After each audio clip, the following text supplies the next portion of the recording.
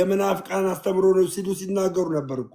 አዎ እሳቸው ምን መሰለህ ከመናፍቅ ጋር እኮ እየተሟገትክ ነበር። መናፍቃን እኮ ያው ይወከቡን ነበር 3-4 ሆነው እሳቸው በመሃል ደንግጠው ገቡና እንዴ የመናፍቃን ቤት ነው ወይስ ኦርቶዶክስ ቤት ነው? ደንግጠው ገቡ።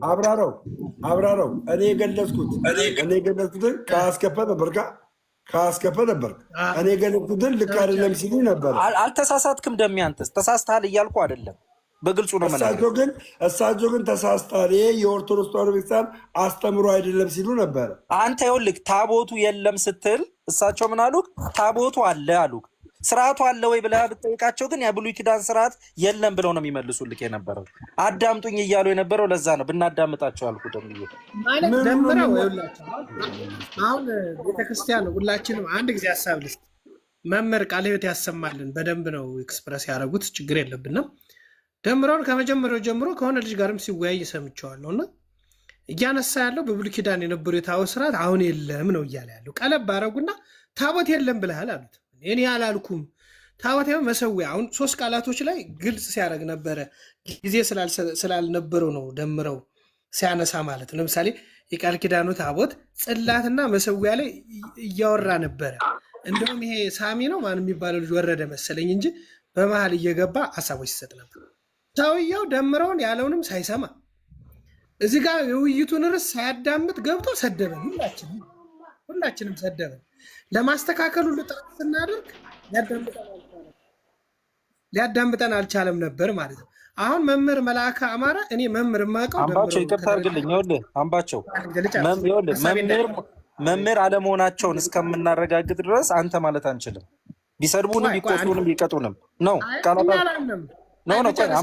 አምባቸው ቆይ አምባቸው ማለት አምባቸው ነው የምታወራው? ማን ነው የሚያወራው? ማን ነው የሚያወራው? አጥናው ነው አብራር ነው የሚያወራው። አብራር ይውዬ። እሺ እኔ አምባቸውን ነው የምከታተለው። ይኸውልህ አብራርዬ እሳቸው ምን አሉ መሰለ? የአዲስ ኪዳን ታቦት አለ አሉት። የለም ሲል ስለሰሙት ማለት ነው። አሁን እሳቸው ስርዓቱ አለ ወይ ብሎ ቢጠይቃቸው ስርዓቱ የለም ነው የሚሉት እሳቸው። ቀጥታ እሳቸው የቱን የወሰዱት መሰለ? ሀሳቤን አልጨረስኩም። ቤተክርስቲያን እሺ በቃ ለመምህራን ብንተው ጥሩ ነው። ግን እሺ ተቻለ ሀሳቤን ሊጨርስና ወደ መምህራን እንድንሄድ ነው። አሁን ነገርም በደንብ ስለሰማሁት ነው ጠይቄያቸዋለሁ እንጂ በየአድባራቱ የብሉይ ኪዳን ታቦት አለ ወይ ስላቸው አዎ አለ ያሉ እኮ። ምን እያልክ ነው? በየአድባራቱ የትኛው የብሉይ ኪዳን ታቦት ነው ያለው እንዴ? አዎ ያየሁትን ችግር ልግለጽ። ደምረው እሳቸው አንደኛ አንተ ያልከውን አልሰሙም። የቤቱን የውይይት ዲቤት መንፈስም አልተረዱትም። ከዛ ስሜታዊ መሆንም አይጠበቅም ከመምህር ቃለ ሕይወት ያሰማልን። መምህር መልአከ አማራውን ገቡ አይደል? የማውቀው እኔ መምህር እንደዚህ ነው። ደምረው የምናውቀው ከተሳሳትን እንኳን በአግባቡ የምንገሰጸው ካለ እንገሰጻለን ማለት ነው።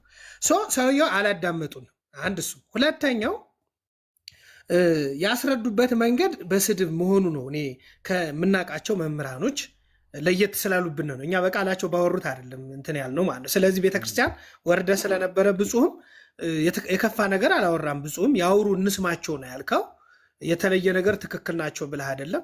ትክክለኛ መምህር ከሆኑ ግን ራሳቸው ገና ሲናገሩ ከቃላቸው እናውቃቸዋለን። እንደዚህ አይነት መምህር እኔ አላውቅም። ከዘለፋ ነው የጀመሩት።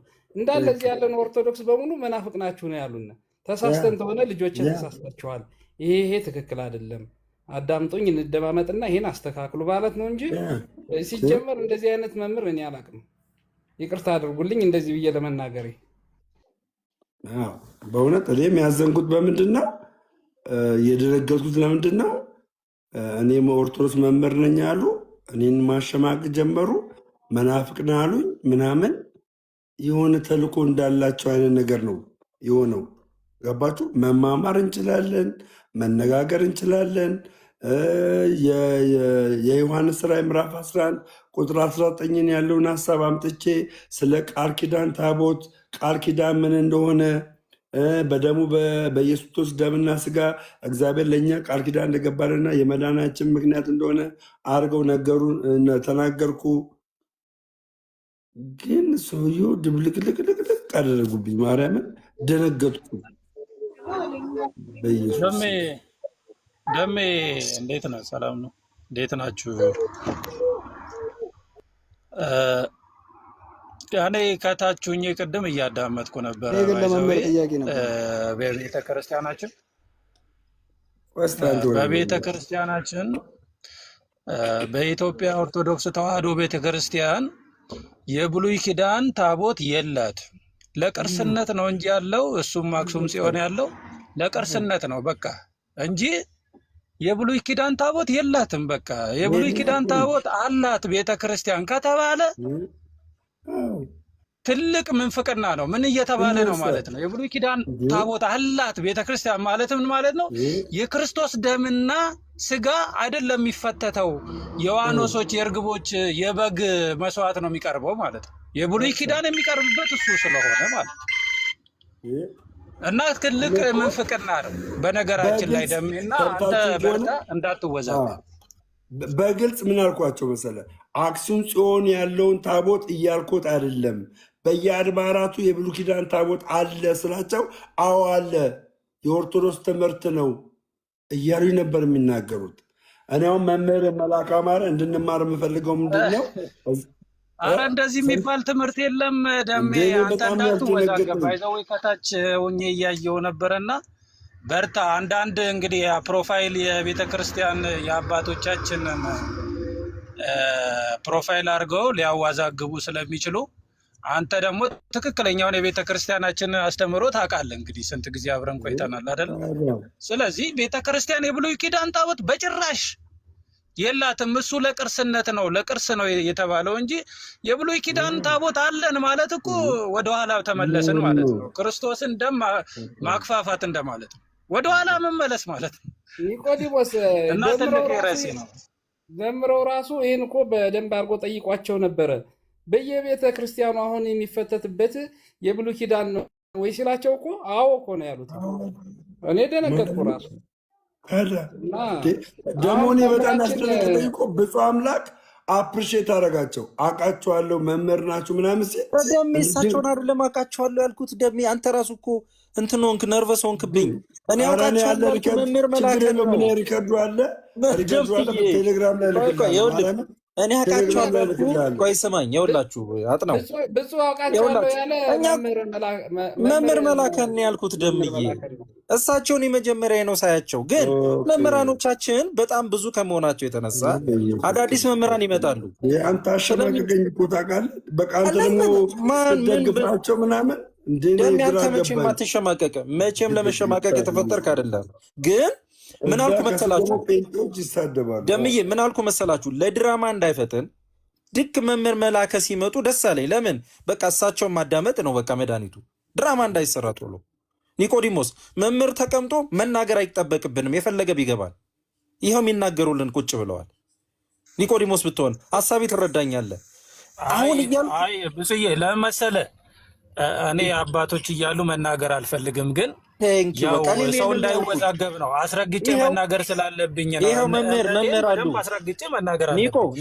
የብሉይ ኪዳን ታቦት አለ የለም ስባል ኒቆዲሞስ እባክህ መምህርን አስቀድመን እኛም መምህራንን አስቀምጠን በምን ሞራላችን እንዴ? በምን ሞራላችን? የትኛዎቹ ብቃታችን? ያልኩት ምንድን ነው? እድለኛ ያደረገ መምህር መጡ። እንዲሁም እንዲነጋገሩም ጓጓው። እኔ እኮ ጓጉቻለሁ እንዲነጋገሩ። አሁን ሊነገርለት የሚገባውን እውነት መምህር መላከ ይናገሩት ነው። ለምንድነው ለድራማ ራሳችንን አሳልፈ የምንሰጠው? እድል ስጧቸው። አሁንም ደምዬ መምህር መላከ መምህር እኮ በደንብ አድርገው አስተማሩን እኮ መጨመር አለባቸው። መምህር መጨመር አሁን ኒቆዲሞስ ያላትን ያብራራውንም ሰምተውታል። አበራም አብራርተዋል አይደል? እስቲ ትንሽ ስለሰሙን መምህር መላከ ይመርብን። በእነሱ አንደበትኛ እናውራ። መምህር መላከ አሁን ትንሽ ነገሩን ስለተረዱ ማለት ነው። እኛ ምንድነው እንደዚህ የምንቸኩለው? መምህር ይቅር ይበሉን። እርስዎን አስቀምጠን እንዲህ ራሱ መንቀልቀላችን የሚመጥን አይደለም። ይቅርታም ያስፈልገናል። መምህር አሁን እኮ ብፁዕ መምህር መላከ አማረ ያስረዱናል፣ ደግሞ ነግረውናል። የብሉይ ኪዳን ታቦትንና የአዲስ ኪዳን ታቦትን አስረድተውናል። ታቦቱ የሚፈተትበት ማደሪያው የእግዚአብሔር ማደሪያ እንደሆነ፣ ጽላቱ የእግዚአብሔር ማደሪያ እንደሆነ ነግረውናል። አሁንም ደግሞ በደንብ አድርገው ያስረዱናል። ገባ? ግን ችግሩ የተፈጠረው በምንድን ነው? በቃ ቅድም ሰውየው መጥፎ ነገር ሊዘራ ነበረ። እኔ መጥፎ ነገር አዘራም ብዬ ስለያዝኩት አየህ፣ መጥፎ ነገር ዘርቶ ሄደ። ኢትስ ኦኬ ኢትስ ፋይን። አሁንም ቢሆን የዕብራውያን 13 ሀሳብ ምን እንደሆነ መምህር መልአከ አማረ በደንብ አድርገው ያስረዱን። ቆይ አንዴ ቆይ አንዴ ይቅርታ መምህር አማረ፣ ቅድም ድል በድል ምን ነበር የጻፍከው? ድል በድል አቤት፣ ምን ነበር የጻፍከው ቅድም? አዋት ዘባርቃ ቁጭት መምህር ተቀምጦ አንተ ዝም ብለህ አትዘባርቅ። በቃ ይኸውልህ አንድ ነገር ልንገርህ። ደግሞ ምን ዘባረኩ? ሰው ዝም ሲልህ አማርኛ ስማ። አንተ የምትሰማ ከሆነ ሰው ዝም ሁለተኛ እዚህ ቤት እንዳመጣ አንተ ምን ራስን እንደምንድን ነው የምትቆጥረው? ይውጣ ሌባ ስለሆንክ ትመጣለህ። ደፋር ውጣ። ቀጥሉሽ መምህር መልአከ ሁሌ ምቀኛ እንደሆንክ ቀጥሎ። አባታችን መምህር መልአከ አማረ። እሺ እንግዲህ ምንድን ነው በመጀመሪያ እኔ አሁንም የቅድም መግቢያዬን ነው የምደግመው። ሰው የሚከራከር በሚጠቅም ነገር ከእግዚአብሔር ጋር በሚያገናኝ ነገር ነው። እውነት ለመናገር እኔ በእንደዚህ ነገር መግለጽን ጋር በሚያገናኝ ነገር ነው። እውነት ለመናገር ድምጼ መልስ እያሰማኝ ነው። ሚውት አድርጉ።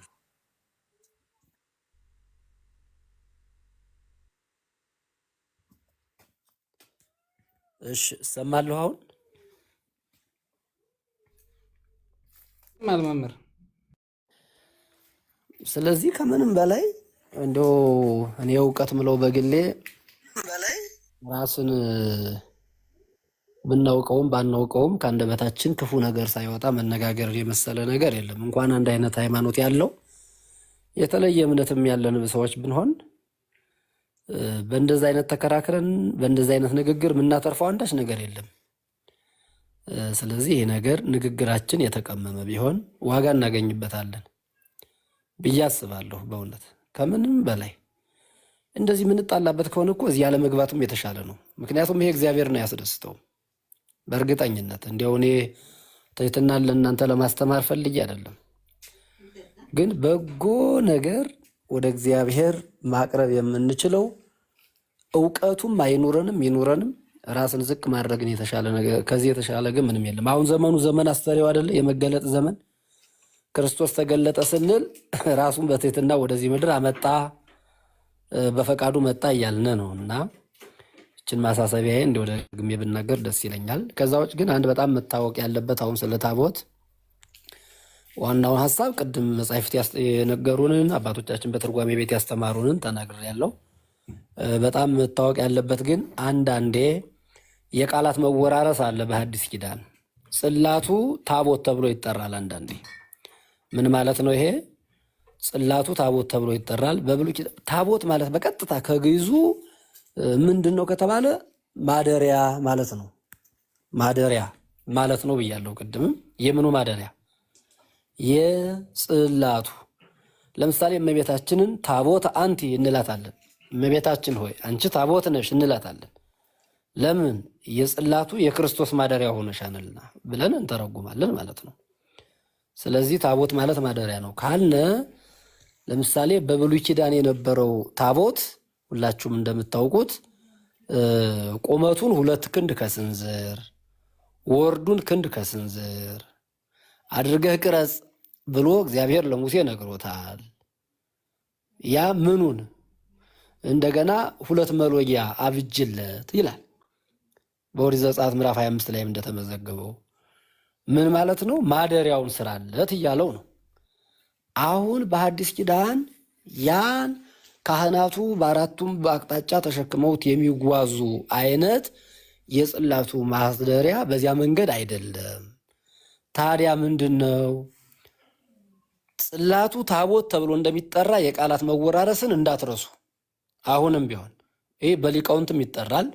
ለምሳሌ እኔ ራሴ ደብሬ ላይ ቦሌ መድኃኔዓለም ብትመጡ የንግስ ቀን ታቦታቱ እየወጡ ነውና ልልበሉ ብዬ ስናገር ትሰሙኛላችሁ። ምን ማለት ነው? ጽላት እያልኳችሁ ነው ማለት ነው።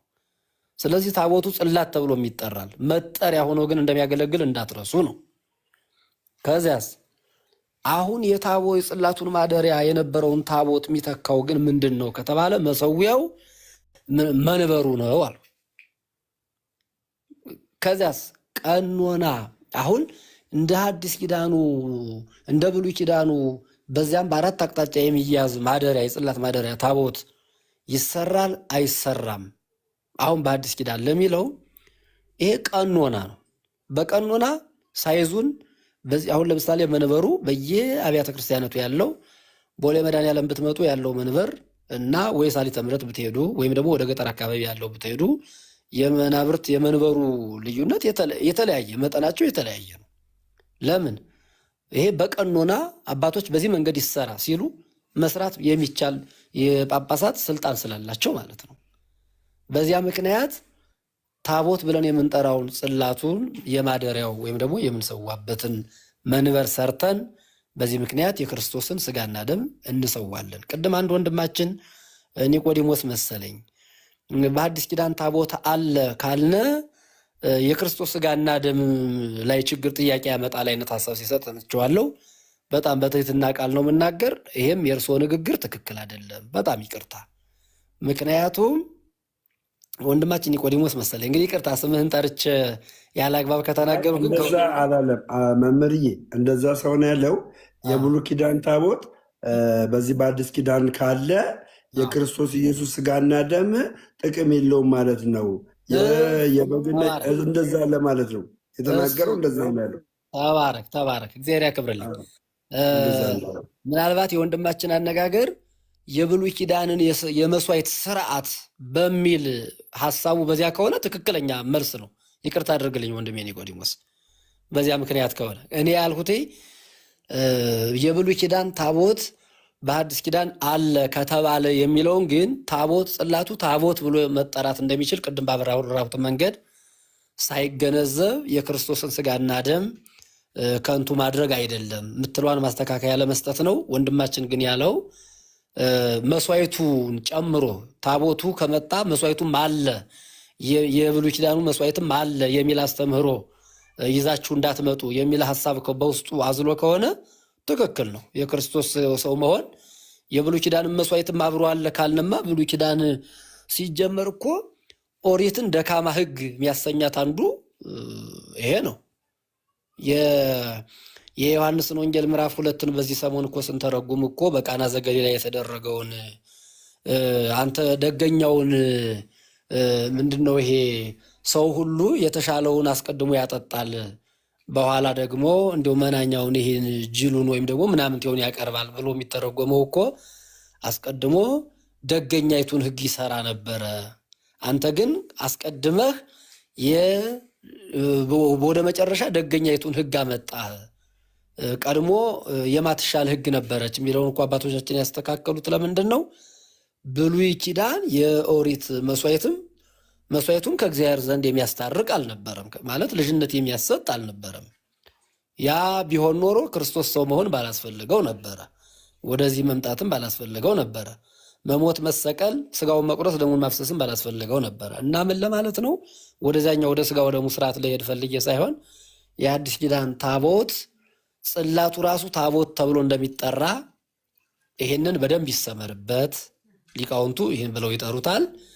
ግን ያ ቀር ከመቀዳሚ ብሎ የተነገርም ታቦቱን ሳይሆን ጽላቱን መሆኑን ከሙሴ እጅ ላይ ለምሳሌ የተሰበሩበት ታቦቱ ሳይሆን ጽላቱ ነው የተሰበረበት ማለት ነው። ይሄን ልብ ማለት ይገባል። ከዛ በኋላ 2 ክንድ ከስንዝር ቁመት ክንድ ከስንዝር ወርድ ያለበትን ይህን አስተካክለ በዚያ ውስጥ አኑረው ማለቱ ያ ታቦት ተብሎ የሚጠራው ነው። በአዲስ ኪዳን በምን ተለወጠ ማለት ነው? በመንበር ተተክቷል። አንዳንድ የዋሃን መናፍቃንም እንበላቸው ሌላም በሐዲስ ኪዳን ታቦት ቀርቷል፣ ታቦት የለም የሚሉ ሰዎችም የታቦትና የጽላት ትርጉም ስላልገባቸው ነው። ስለዚህ በሐዲስ ኪዳን ያለው መንበር የጽላቱ ማደሪያ ነው። ጽላቱ ኑሮበት መስዋዕት ወደ ክርስቶስ ስጋውና ደግሞ የሚከፈተትበት ነው። ከዛ ሲቀጥል ግን ተወራራሽ ትርጉም እንዳላቸው ታቦትና ጽላት በአንድ የሚጠሩበትም በአዲስ ኪዳን ስርዓት እንዳለ ይሄንን መያዝ ነው። ማጠቃለያው ግን እኔና እናንተ ፍቅር ሳይኖረን እንዲህ ከምንጨቃጨቅ እንዲያው ዝም ብለን አባቶቻችን እንደዚሁ ባወቅናት ዝም ብለን በሰማናት መቆየት ይሻላል እንጂ እዚህ ላይ ሆነው ደግሞ ስድብን፣ አላስፈላጊ ንግግርን ለሰውም ለእግዚአብሔርም ለሌሎቹም በር የሚከፍተውን ነገር መነጋገር ግን ትክክል አይደለም የምትለውን ሀሳብ ነው። ያው አብዛኞቻችሁ ታውቁታላችሁ። የንግግር ያለ መግባባት ካልሆነ በስተቀር ይህን ያህል የጎላ ነገር የለም። ግን አሁን እዚህ ጋር ያለው አብዛኛው ሰው 200 ምናምን ሰው ይታየኛል። ይቅርታ በጣም አረዘምሁ። ሰው ለጽላቱና ለታቦቱ ክርክር ያነሳል እንጂ ጽላቱ ላይ የሚሰዋውን ስጋ የሚቀበለው ግን ስንት ሰው እንደሆነ እንደው እሱ ላይ ነበር መከራከር ያለብን። በእውነት ደሜ አንተም ጀግና ከሆንህ እንደው እንደዛ አይነቱን ሰው እስኪ በሉ ጽላቱን ገብታችሁ ታቦቱ ላይ ያለውን ጽላቱ ላይ የሚሰዋውን ስጋና ደም ስንቶቻችን እንቀበላለን የሚለውን ወደዚያ ለማብቃት ብንከራከርና ብንማማር። ሲጀመር መከራከር በነገራችን ላይ የእውቀት መለኪያ አይደለም። የምትጠይቁ ሰዎችም ደምረውን እዚህ ጋር ለመፈተን ወይም ብፁዕ አምላክን ለመፈተን ወይም አንዱን ለመፈተን ያውቃል አያውቅም ማለት ሳይሆን ለማወቅ ከሆነ መጠየቅ ጥሩ ነው። ለመከራከር ከሆነ ደግሞ አውደ ምሕረት ዘርግተን አደባባይ ወጥተን አንዷችን የፕሮቴስታንቱ ዓለም ከሆነ ወይም ሌላ እምነት ከሆነ በትክክል መጻሕፍትን ጠቅሰን መጻሕፍት ምን ይላሉ፣ የእናንተ እምነት ይህን ይላል፣ የእኛ ይህን ይላል፣ ከዛስ በምን እንረታታ ተብሎ እንዲህ አይነት ክርክር ይካሄዳል። ግን ሁልጊዜ እንዲያው ክርክር ላይ ትኩረት ማድረግም የለብንም። መልእክቴ ነው። በጣም ይቅርታ የታናሽ ወንድማችሁ መልእክቴ። ለማወቅ ከሆነ እቺ ነገር አልገባችኝም ባውቃት ጥሩ ነው በሚል ስሜት ግን ማንኛውንም ሰው ብንጠይቅ እኔም አሁን ያልገባኝ እዚህ ውስጥ አሁን ደግማችሁ ብትጠይቁኝ ደግሞ የማናውቀውን ለመመለስ መፍጨርጨርም ደግሞ ግዴታችን አይደለም። እውነት ለመናገር አባቶቻችን ምን መሰላችሁ የሚሉ እኔም አሁን ዝም እየተቀለብልቤ ነው እንጂ ምን ይላል መጻሕፍትን እናያቸው፣ መጻሕፍትን እናገላብጥ፣ መምህራንን እንጠይቅ፣ መልሱን በሌላ ቀን እንመልሳለን ብለው ነው የሚወጡ በእውነት። ስለዚህ በሚገባ በሚጠቅመን መንገድ በሚጠቅም አንደበት በተገራ አንደበት ብንነጋገር እግዚአብሔርም ያስደስተዋል። የምንናገረውም ደግሞ በልቡናችን ያድራልና እንደው ዝም ብለን እገሌ ምን አለ ለማለትም ባይሆን የተሻለ ነው የምትል መልእክት ለመጨመር ነው። እግዚአብሔር ያክብርልኝ። አሜን። ቃልዎት ያሰማልን መምህርዬ። ምንድን ነው እንግዲህ ወደ እሺ አጥናው ቀጥሉ ገባለሁ። ቃለ ሕይወት ያሰማልን። በጣም ድንቅ ትምህርት ነው ያስተማሩን። ደምረው ወደዚህ ውስጥ የገባው ምንድን መሰሎት መምህር ዕብራውያን 13:10ን ጠቅሶ መሰዊያ አለን የሚለውን ስለመሳውቱ ነው ስለመሰዊያው ነበር ሲያወሩ የነበሩት እና ከአንድ ጴንጤ ጋር ነው ውይይቱ የነበረው እና በዛ የተነሳ ነው ወደዚህ የተገባው። ግን አሁን ጥሩ አድርገው አብራርተውልናል። እናመሰግናለን መምህር። ቃሎት ያሰማልን። አሁንም ትክክል ረጅም አድርገው አብራርተውታል። ምንድን ነው አሁን በግልጽ ያው ሪከርድ ምንም ስለሚደረግ እዚህ ጋም ደግሞ 200 ምናምን ሰውም ስላለ አሁን እግዚአብሔር የሚያድረው ጽላቱ ላይ ነው ወይስ ማደሪያው ላይ ነው? ጽላቱ መሰዊያ ነው የሚባለው ወይስ ደግሞ ማደሪያው ነው መሰዊያ የሚባለው? እኔ አሁን የተረዳሁት መረዳት አለ፣ ግን ትንሽ ከበድ የሚላቸው ሰዎች ካሉ ከስር በደንብ ግልጽ አድርገው እንዲያብራሩልን። ዕብራውያን 13:10 ላይ መሰዊያ የሚለው ላይ እግዚአብሔር ያድራል ወይስ ማደሪያው ላይ ነው እግዚአብሔር የሚያድረው? መሰዊያ የሚባለው ጽላት ነው የሚለውን ግልጽ አድርገው ማደሪያ ምን እንደሆነ ጽላቱ ደግሞ መሰዊያ እንደሆነ አድርገው በደንብ እንደገና ፕሩፍ ቢያደርጉላቸው ከስር ለሚያዳምጡ አንዳንድ ጥያቄዎችን ስላየው ነው። አባት መምህርዬ አመሰግናለሁ።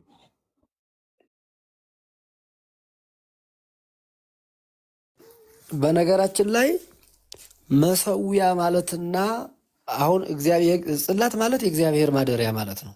ጽላቱ ራሱ ለምን ከተባለ ጽላቱ ላይ የሚጻፈው እኮ የእግዚአብሔር ስም ነው። የእግዚአብሔር ስም ደግሞ ያለበት ታቦት መስዋዕቱ፣ ለምሳሌ ጽላት በሌለበት መንበር መስዋዕት አይቀርብም፣ አይሰዋም።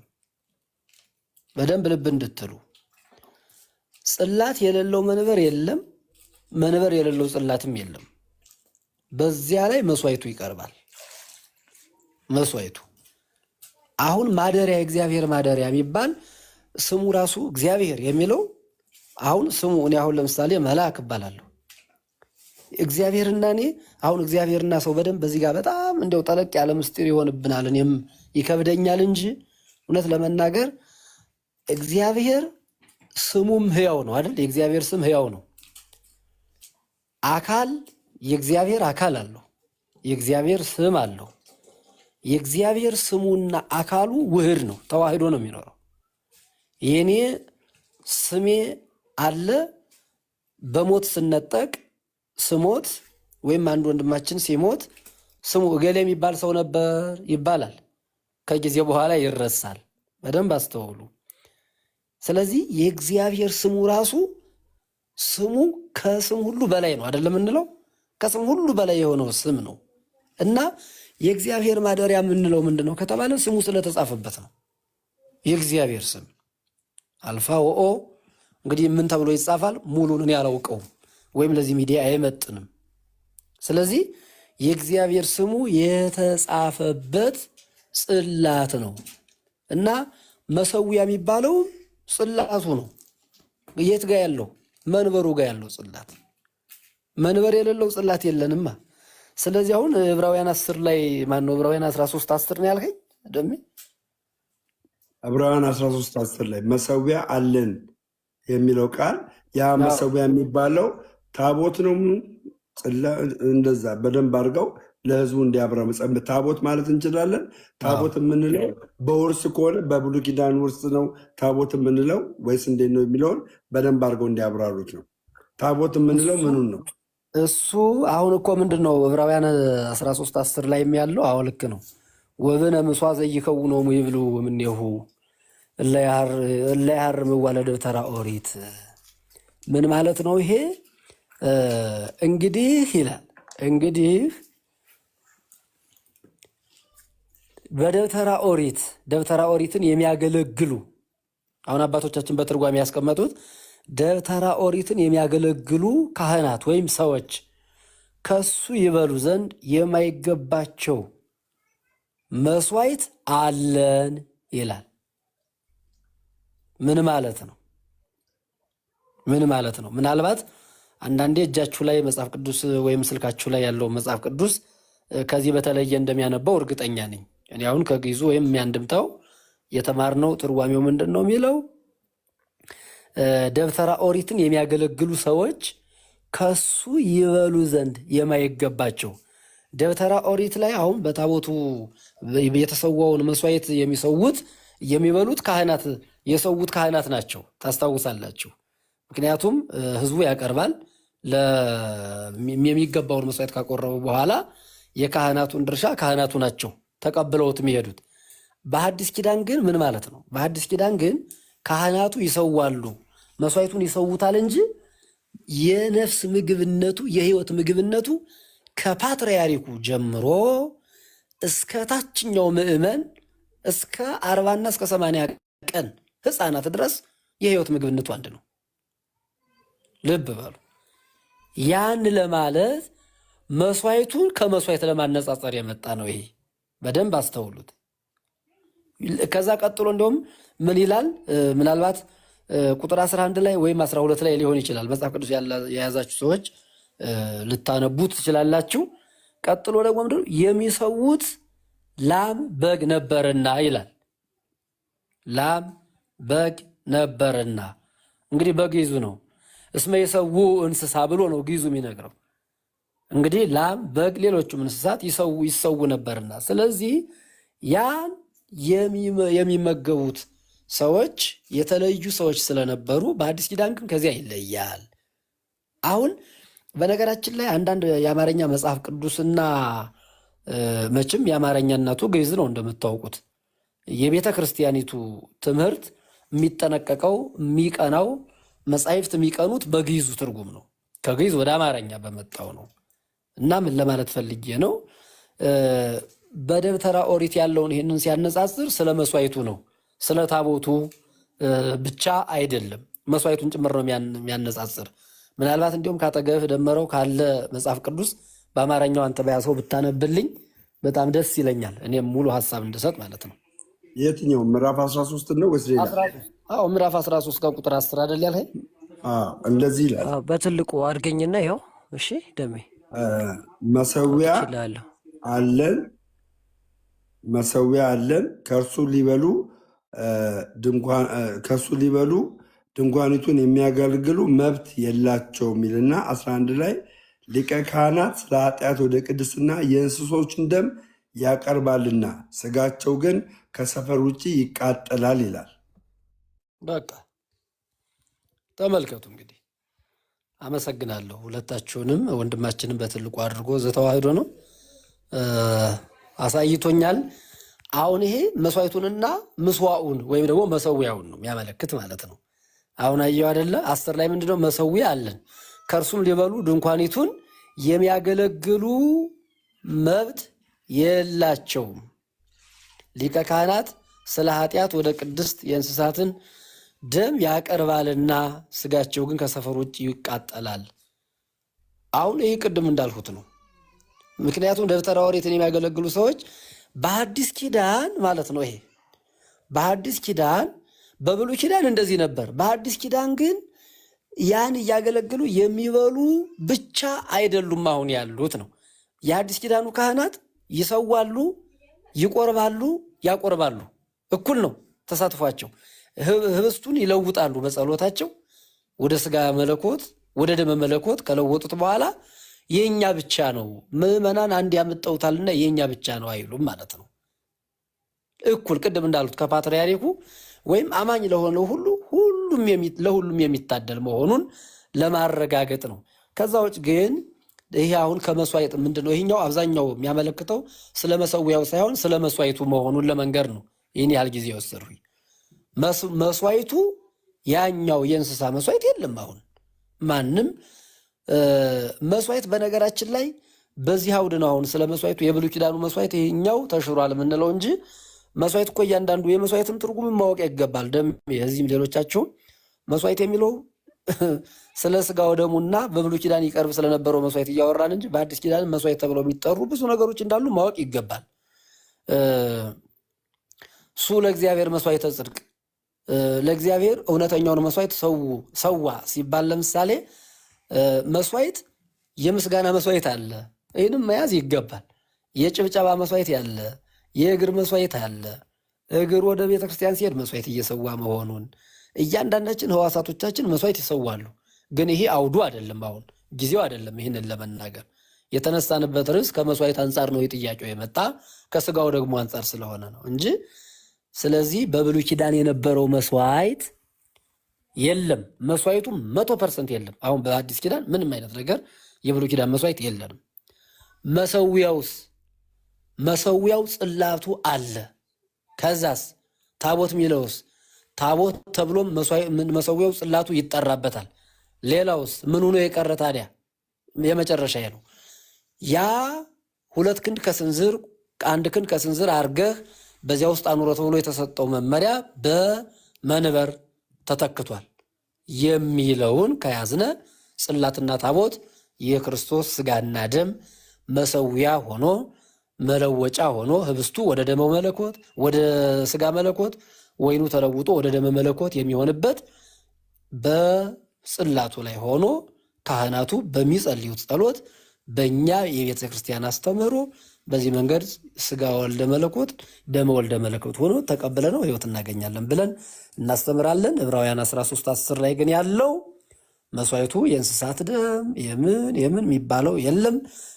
በብሉይ ኪዳን ለራሳቸው ይጠቀሙበት የነበረው መስዋዕቱን አቅራቢዎች እኮ አንዳንዴ መስዋዕቱን ሳይቀበሉ አሳርገው መስዋዕት ሰጠው ወጣው ትተው ይሄዳሉ። ካህናቱ እዛው የሚጠቀሙበት። በአዲስ ኪዳን ግን እንደዚህ አይነት ነገር የለም። እንዲያውም ያልቆረበ መስዋዕት ትክክለኛ ያን ክርስቲያን መለኪያውም ስጋው ደግሞ መቀበል ነው። ካህናት ይሰዋሉ፣ የተሰዋውንም ይቀበላሉ፣ ለምዕመናን ያቀበላሉ። ሶስቱ ስራ በጋራ የሚፈጸምበት በአዲስ ኪዳን ነው ለማለት ነው። ተግባብተን ይሆን? ኧረ እኔ በደንብ ነው የገባኝ። በደንብ ግልጽ ሆኖ ነው የገባኝ። በቃ አለቀ። አይ ግልጽ ሆኖ ነው የገባኝ። ይህ በኢየሱስ እኔ እኮ ከዚህ የተለየ ነገር እኮ አልተናገርኩም። ከዚህ የተለየ ነገር እኮ አልተናገርኩም። ምክንያቱም ይሄ መሰዊያችን ቃሎት ያሰማልን። መምህርዬ በእውነት እግዚአብሔር ያክብሮ። ቴንኪው ለማንኛውም ግን አንዳንዶችን ደምዬ ለይቼበታለሁ። ደምዬ አየህ የዛሬዋ እንዴት ቀን እንደሚያኮራ በጣም ደምዬ አንዳንዶችን በጣም ነው የለየሁባቸው። በጣም ቃልዮት ቀናተኞችን ያሰማልን በልልኝ። ለይቼበታለሁ። ቃልዮት ያሰማልን እሺ አንድ አባታችን። ብፁዕ አምላክ እሺ አንዴ እኔ በተለይ የአዲስ ኪዳን ታቦት የዚህ በተለይ ዮሐንስ ራዕይ ምዕራፍ 11 ቁጥር 19 ላይ ያለውን ተናግሬ በአዲስ ኪዳን ለምን ታቦት እንደምንል ይሄ መሰዊያ የሚለውን ቃል ለምን ታቦት እንደምንል አድርጌ በደንብ ነው ከአብራራሁት። የኦርቶዶክስ ትምህርት አይደለም። ምን ይሆን እርሶ ከሚሉት ሀሳብ ውጭ እኮ አልነበር የተናገሩ። ግን ሞርዛን ደግሞ የእርሶ ሀሳብ በጣም ገዢ የሆነ በጣም ጥልቅ የሆነ በጣም የሚገርመው ደግሞ ቄዳሬን የወሰድኩበት የቄዳር ጥምቀቴን የወሰድኩበት እንደገና ወደዚህ ቅድስት ተዋሕዶ ቤተክርስቲያን እንድቀላቀል ደብር የሆነችኝን የቦሌ መድኃኔዓለም መምህር በመሆኑ ደስ ብሎኛል። በእውነት በጣም ነው ደስ አለኝ። የእውነት እግዚአብሔር ያክብሮት። እዛ ነው የወሰድኩት መምህር። ምናልባት ያውቁኝ ይሆን? እኔ ምን ጊዜ ላይ በምን ወቅት ነው? እኔ እንጃ በእውነት እኔ አንተን አውቃለሁ እኮ እንደዚህ በሚዲያ አውቃለሁ፣ ግን እዛ ቦሌ መድኃኔዓለም አያውቁም? ቦሌ መድኃኔዓለም ከፋሲካ ዕለት የፋሲካ ዕለት ፓስተር ጌታን አገኘ ምናምን ተብሎ በ27 ሚያዝያ 27 የሚገርመው ሚያዝያ 27 በአጋጣሚ ያልነበርሁም ግን ሰምቻለሁ። ከመምህር አስራት የሆኑ ሰዎችን ይዞ መጥቶ ልክ ነው እሱን ያው ደውሎ ነግሮኝ ነበረ። አልነበርሁም እንጂ እኔ ያው እንደውም አድራሻዬንም መናገር ካስፈለገ ለከንቱ ውዳሴ ወይም ለሁሉም ሳይሆን እኔ የመጽሐፍ መምህር ነኝ። ችግር ካለ ከንግግሬ ስህተቴ ካለ ደግሞ መተራረም ነው። ማልወደው ማያግባባን ሁሌም እኔ ቤትም ሲገባ በጎውን መቼ ተናግረን ጨርሰ ነው ለክፉ እጃችን እንሰጣለን። ይሄ ሁሌ መፎክሬ ነው። በእውነት እኔ ለማሸማቀቅ የተካሄደብን ነገር ነው። ገና ለገና ከፕሮቴስታንት ቤተ እምነት ስለመጣው አሁን አንዱ አትዘባርቅ ምናትበል አለ። እኔ በ8 ወር ውስጥ አይደለም እችን ቤተክርስቲያን ያወቅኳት። ወደዳችሁም ጠላችሁ እችን ቤተክርስቲያን ለ4 ዓመት ነው ሳጠናት የነበረ። ለ4 ዓመት ቲክቶክ ላይ 4 ዓመቴ ነው። ለ4 ዓመት እችን ቤተክርስቲያን ነበር ሳጠና የነበረው። እየተሳደብኩ ቤተክርስቲያኗን ነበር ማጠናው። ቢገባችሁም ባይገባችሁም ማለት ነው። ገባችሁ? ቢገባችሁም ባይገባችሁም ግን ለማሸማቀቅ በዚህ ያክል መሄድ አያስፈልግም። አትቀባጥር ምናትበር አያስፈልግም። ገባ? እውቀቱ ካለ የመናገር እንትኑ ካለ ንቃ። በቃ ማለት የመናገር እንጂ አትቅና። በቃ አትቅና። ገባ? ጳውሎስ ለጢሞቴዎስ ማንም ታናሽነትን አይናቅ ነው ያለው። አይናቅ ያለበት ምክንያት ዋናው ምንድን ነው? አንተ በምትገኝበት ቦታ ላይ ፐርፌክት ሁን ነው። የአሮጊት ከሚመስል ተረት ተረት ራቅ እያለው ነው የሚናገረው። ለምን እንደዚህ አይነት ነገር ላይ የምትገኝ ከሆነ ሁሉም ታናሽነትን ይንቀዋል። ሶዛት ግን ያው እንትን እንበል ማለት እንተሳሰብ። እኔ መምህር አይደለሁም፣ ተራ ሰው ነኝ። በጣም ተራ መንመን ነኝ። በደንብ ተራ መንመን ግን እኔ የዳንኩበትን መዳን እናገራለሁ። ገባችሁ? አስተማሪ አይደለሁም። የዳንኩበትን መዳን ወደዚህ ቅድስት ተዋሕዶ ቤተክርስቲያን እንዴት እንደዳንኩ አደባባይ ላይ እናገራለሁ። ይሄ መናገሬ መጽሐፍ ቅዱስ ከበጉ ደምና ከምስክርነታቸው የተነሳ ድል ነሱ ይላል። ድል ለመንሳት ነው የምመሰክረው። መምህሮኛ አይደለም፣ እንደ መምህር መልአከ ማለት ነው። መምህሮኛ አይደለም ወንድሞቼ እና እህቶቼ፣ ምስክርነት ነው የምሰጠው። ምስክርነት ገባችሁ? ምስክርነት እና ጀስት ይሄን ነው። ከዛ ባሻገር ግን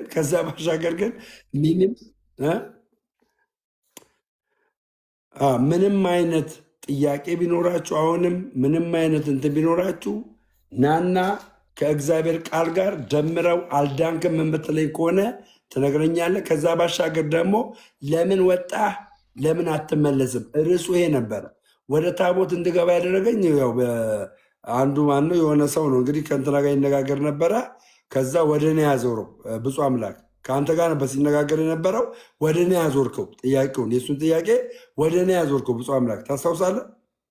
አንተን ነበር ስጠይቅ የነበረው አዎ አዎ አንተን ነበር ስጠይቅ የነበረው። ከዛ ወደ እኔ ያዞርከው። አንተ ለምን እንዳዞርከው አላውቅም። ብፁዕ አምላክ አንዴ ጥያቄ ነበረኝ የምትረዳኝ።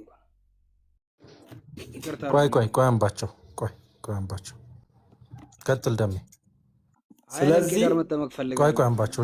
እሺ ቀጥል ደሜ። ማን ያንባቸው የሚባለው ሰውዬ ብሎክ እንዳላደርግ አባ ተንቀሽቅሻል። ብራዘር ደሜ ተው፣ ቆይ ቄደር መጠመቅ እፈልጋለሁ እያለ ነው። በደንብ አስተናግዱትኝ። አውቆ ሊሆን ይችላል። ዝም ብሎ ዋቴ ሊይዝ ይችላል። ለማንኛውም ግን ማለት ነው ደሜ ይቅርታ፣ በጣም ይቅርታ ወንድሜ፣ ይቅር በለኝ። ምን ችግር ወንድማችን አምባቸው ቄደር መጠመቅ እፈልጋለሁ የሚል ሀሳብ ካነሳ በጣም ይቅርታ ደሜ። ሌሎቻችሁም ምንም ይሁን ምን እየቀለደም ከሆነ በራሱ ላይ ሰዓት ይከምራል።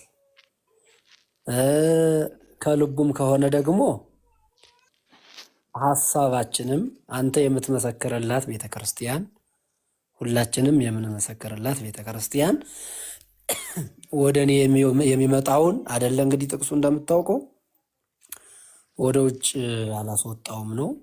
ይህንን ሀሳብ እኛ ቀልዱንም ከሆነ ቢቀልድብን በበጎ ነው የምንቀበለው፣ ዋጋ እናገኝበታለን በእግዚአብሔር ዘንድ።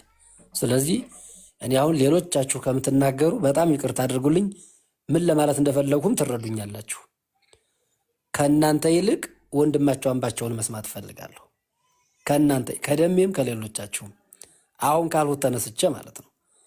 ስለዚህ እድሉ ለሱ ይሰጠውና ከኔም ጋር በውስጥ ማውራት እንችላለን። ከአንተም ጋር በውስጥ ማውራት እነ ብፁዕ አምላክ ሌሎቻችሁም ከዚህ ጋር ካሉት ወንድሞች ጋርም መነጋገር ማውራት ስለሚቻል ሀሳቡን ለሱ ብናስቀድም የተሻለ ነው። በጣም ይቅርታ።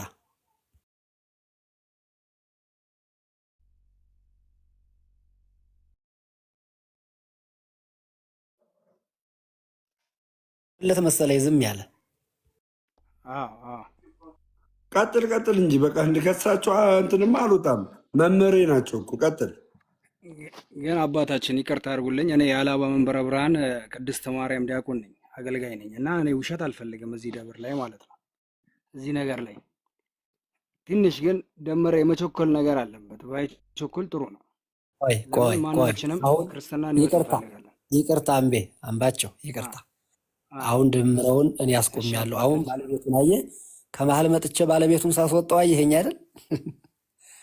ባለቤቱን በነገር አጥረግ ብዬ አባረርሁልህ። ዝም በል አልኩት እና ቸኩሎ ብሎክ አደርጋለሁ አይባልም። የሰው ልጅ ከጨለማ ሕይወት ወደ ድንቅ ብርሃን መመለስ። ኧረ ቆይ አምባቸው እየተናገሩ ምንም ቆይ ግድ የለም። ቅድም ምን ብያለሁ መሰለ? በጎውን መቼ ተናግረን ጨርሰ ነው። አሁን እሱንም ደግሞ የምንነግረው አንዳንዴ ደግሞ ይገርማቸዋል። እኔ አሁን በጣም ራሴ ችኩል ልሆን እችላለሁ፣ ግን የእያንዳንዳችን ጸባይ የተለያየ ነው። ደምረው ቢቸኩል ከክፋት ይሁን ከተፈጥሮ ይሁን ወይም ደግሞ ካለው ቀናይነት ይሁን የምናውቀው ነገር የለም። እኔ አሁን በውስጥ መስመር ደምረው እስኪ አንዳንድ ቀን ላገኝህ እንግዲህ ቦሌ መድኃኒዓለም ከመጣህ በል እንግዲህ አንዳንድ ቀን ደግሞ የተቀመጠ እሱን ነው ደምረውን ነው። አንዳንድ ቀን እየመጣህ ደግሞ በል ወይ እየቸኮልህ ነው እያሉ ነው ወይም ቅናት ታበዛለህ ወይም የሆነ ነገር ብዬ እኔ ልመክረው እችላለሁ፣ እሱም ሊመክረኝ ይችላል ማለት ነው። አሁን ግን ቤቱ ሲፈቀድልን ሀሳብህንና ሀሳብህን ብቻ ነው መናገር። እኔ አሁን ቅድም የገቡት መምህር አሁን እሳቸውም የተናገሩት ነገር ጥሩ ያልሆነ ነገር ምን አባክ አይነት ነገር ይህን አሁን አልወደውም። የፈለገው መምህር ቢሆኑ የፈለገው ሌሎችም እናንተም ደግሞ የገሰጻችሁበትን መንገድም አልፈልገውም። ገብቶሃል አይደለ? ግን ውስጣችን ንጹህ መሆን አለበት እና የእሱን እንተውና አሁን ችኩልነቱም ይሁን ቅንነቱም ይሁን አይታወቅም። እሱን በሌላ ቀን ነው የምናጣራ፣ እሱን እንመረምረዋለን። አሁን ያንተን ሀሳብ የራስን ሀሳብ ብቻ ነገር አንድ ግን ጥያቄ ምንም ከማለትህ በፊት ግን እኔ ጥያቄ መጠየቅ እፈልጋለሁ። ፈቃደኛ ከሆነ አላባ ዲያቆን ነኝ አለ። እየሰማኸኝ ነው አይደል? አላባ መንበረ ነው። በጣም ጥሩ። አሁን እዚህ ጋር ያደረገው ቆይ፣ እህታች ያላችሁ ሰዎችን ደግሞ ቆይ፣ ግድ የለም ፕሮፋይልህን ያደረግኸው ፍጹም የተሐድሶ አበጋዝ የተሐድሶ ቤተክርስቲያንን አሰግድን ያደረግኸው ምናልባት እንዲጠራ ስለፈለኩ ነው።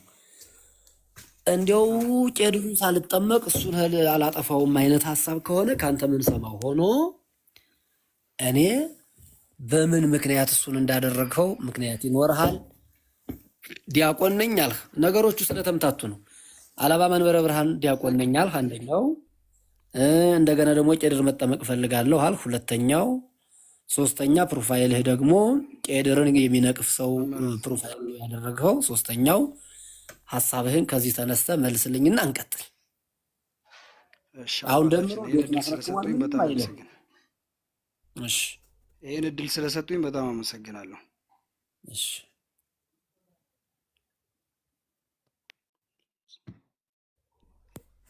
ይሰማል? ቀጥል። አዎ ቀጥል፣ ይሰማል። እሺ። የአላባ መንበረ ብርሃን ቅድስተ ማርያም ዲያቆን ነኝ። ከዛ በኋላ ወደ ታድሶ ህይወት ውስጥ ገብቻለሁ። ነበርሁ ነው የሚባል ነበርሁ። ያው ገብቻለሁ። እየተማማርን ነው። እኔ እየተማማርን ነው። ቆይ የአላባ መንበረ ብርሃን ቅድስት ማርያም ቤተክርስቲያን ዲያቆን ነበርሁ። ከዛ ወደ ታድሶ ገብቻለሁ። ቀጥል። ይሰማኛል?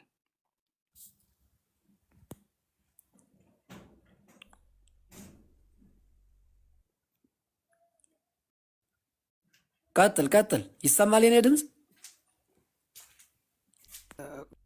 በጣም ጥሩ ሀሳብ ነው ያነሱት እርሶ ማለት ነው። ልብ ብዬ ስሰማት አዲስ ኪዳኑ ታቦት መሰዊያ ብሏል ወንድማችን። መሰዊያ ነው ሲል ልብ ብዬ ሰምቼዋለሁ።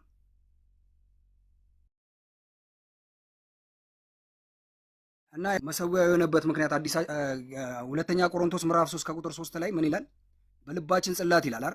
የልባችን ጽላት ማን ነው? ጌታችንና መድኃኒታችን ኢየሱስ ክርስቶስ ነው። ይሰማል? ቆይ ይሰማሃል? ድምጼ ይሰማል? ይሰማል አባታችን። እሺ፣ ላንተ ብቻ ባለቤቱን ዝም በል ብለን፣ ባለቤቱን ዝም በል ብለን ባለቤቱን ዝም አሰኝተን ላንተ የፈቀድልህ ጥያቄ ሳይሆን የቄድር ጉዳይ ልታወራን ስለሆነ ነው። ጥያቄ ካለ መማር እፈልጋለሁ የሚል ከሆነ ጥቅስ ያልገባህ ጥቅስ እንድናብራራ ከሆነ እሱን በዚህ ሰዓት አይደለም የምናብራራው፣ ቦታ ይዘን በስነስርዓት እንማማራለን። አሁን ግን የተፈቀደልህ የቄድር ጥያቄ እኔም እንዳንተ ቄድር መጠመቅ እፈልጋለሁ ስላልህ ቅድሚያ የሚሰጠው ከዚህ የተሻለ ነገር የለም በማለት ነው። ምናልባት በኋላ ባለቤቱ ደምሮም ሌሎችም ፈልገቱ ነው የፈለገው አይደል አባታችን? እኔም አውቄ እንደ ወንድሜ አውቄ እንደ ደምረው ተረድቼ አውቄ መጠመቅ ፈልጋለሁ ብዬ ነው። ይሰማል አባታችን? ይሰማል። እኔ ይሰማኛል። እንደ ወንድሜ ደምረው አምኜ አውቄ አስተምረውኝ እርሱ አሁን ህዝቡን እንዳስተማሩ ኦንላይን ላይ እንዳስተማሩ እኔንም አስተምረውኝ የተሳሳትኩት ነገር ካለ ከዚህ ከጨለማ ወደ ድንቅ ብርሃን እንዲመልሱኝ ወደ ነበረችው ኦርቶዶክስ ቤተክርስቲያን እንዲመልሱኝ እፈልጋለሁ። ማወቅ ያለብኝ ነገሮች ስላሉ ማለት ነው። እሺ ቀጥል፣ እየሰማሁ ይህን ነገር እንዲያስረዱኝ ነው የምፈልገው። እንዲያስረዱኝ እፈልጋለሁ። ምን ላይ ያለው ነው? አሁን ስጋና ደሙም ብሏል። ስጋና ደሙ ዮሐንስ ወንጌል ላይ ምዕራፍ 6 ከቁጥር 54 ላይ የሚናገረው ቃል አለ። ስጋዬን የበላ ደሜን የጠጣ የዘላለም ሕይወት አለው ይላል አይደል? አዎ። ስጋዬን የበላ ደሜን የጠጣ የዘላለም ሕይወት አለው ይላል። ታምረ ማርያም ላይ ደግሞ ሲመጡ ቅዳሴው ካለቀ በኋላ የእመቤታችንን ታምር የሰማ ይላል ስጋውን ደሙን እንደበላ ይሆንለታል ይደረግለታል ይላል። ይሄ ነገር እንዴት ነው ሊያያዝብን አይችልም ወይ? ይሄን ነገር አስረዱኝና ከዛ በኋላ እኔ መጠመቅ ፈልጋለሁ፣ ወደ ህይወት መመለስ ፈልጋለሁ። እሺ በጣም ጥሩ። አንድ ጥያቄ ልጠይቅህ።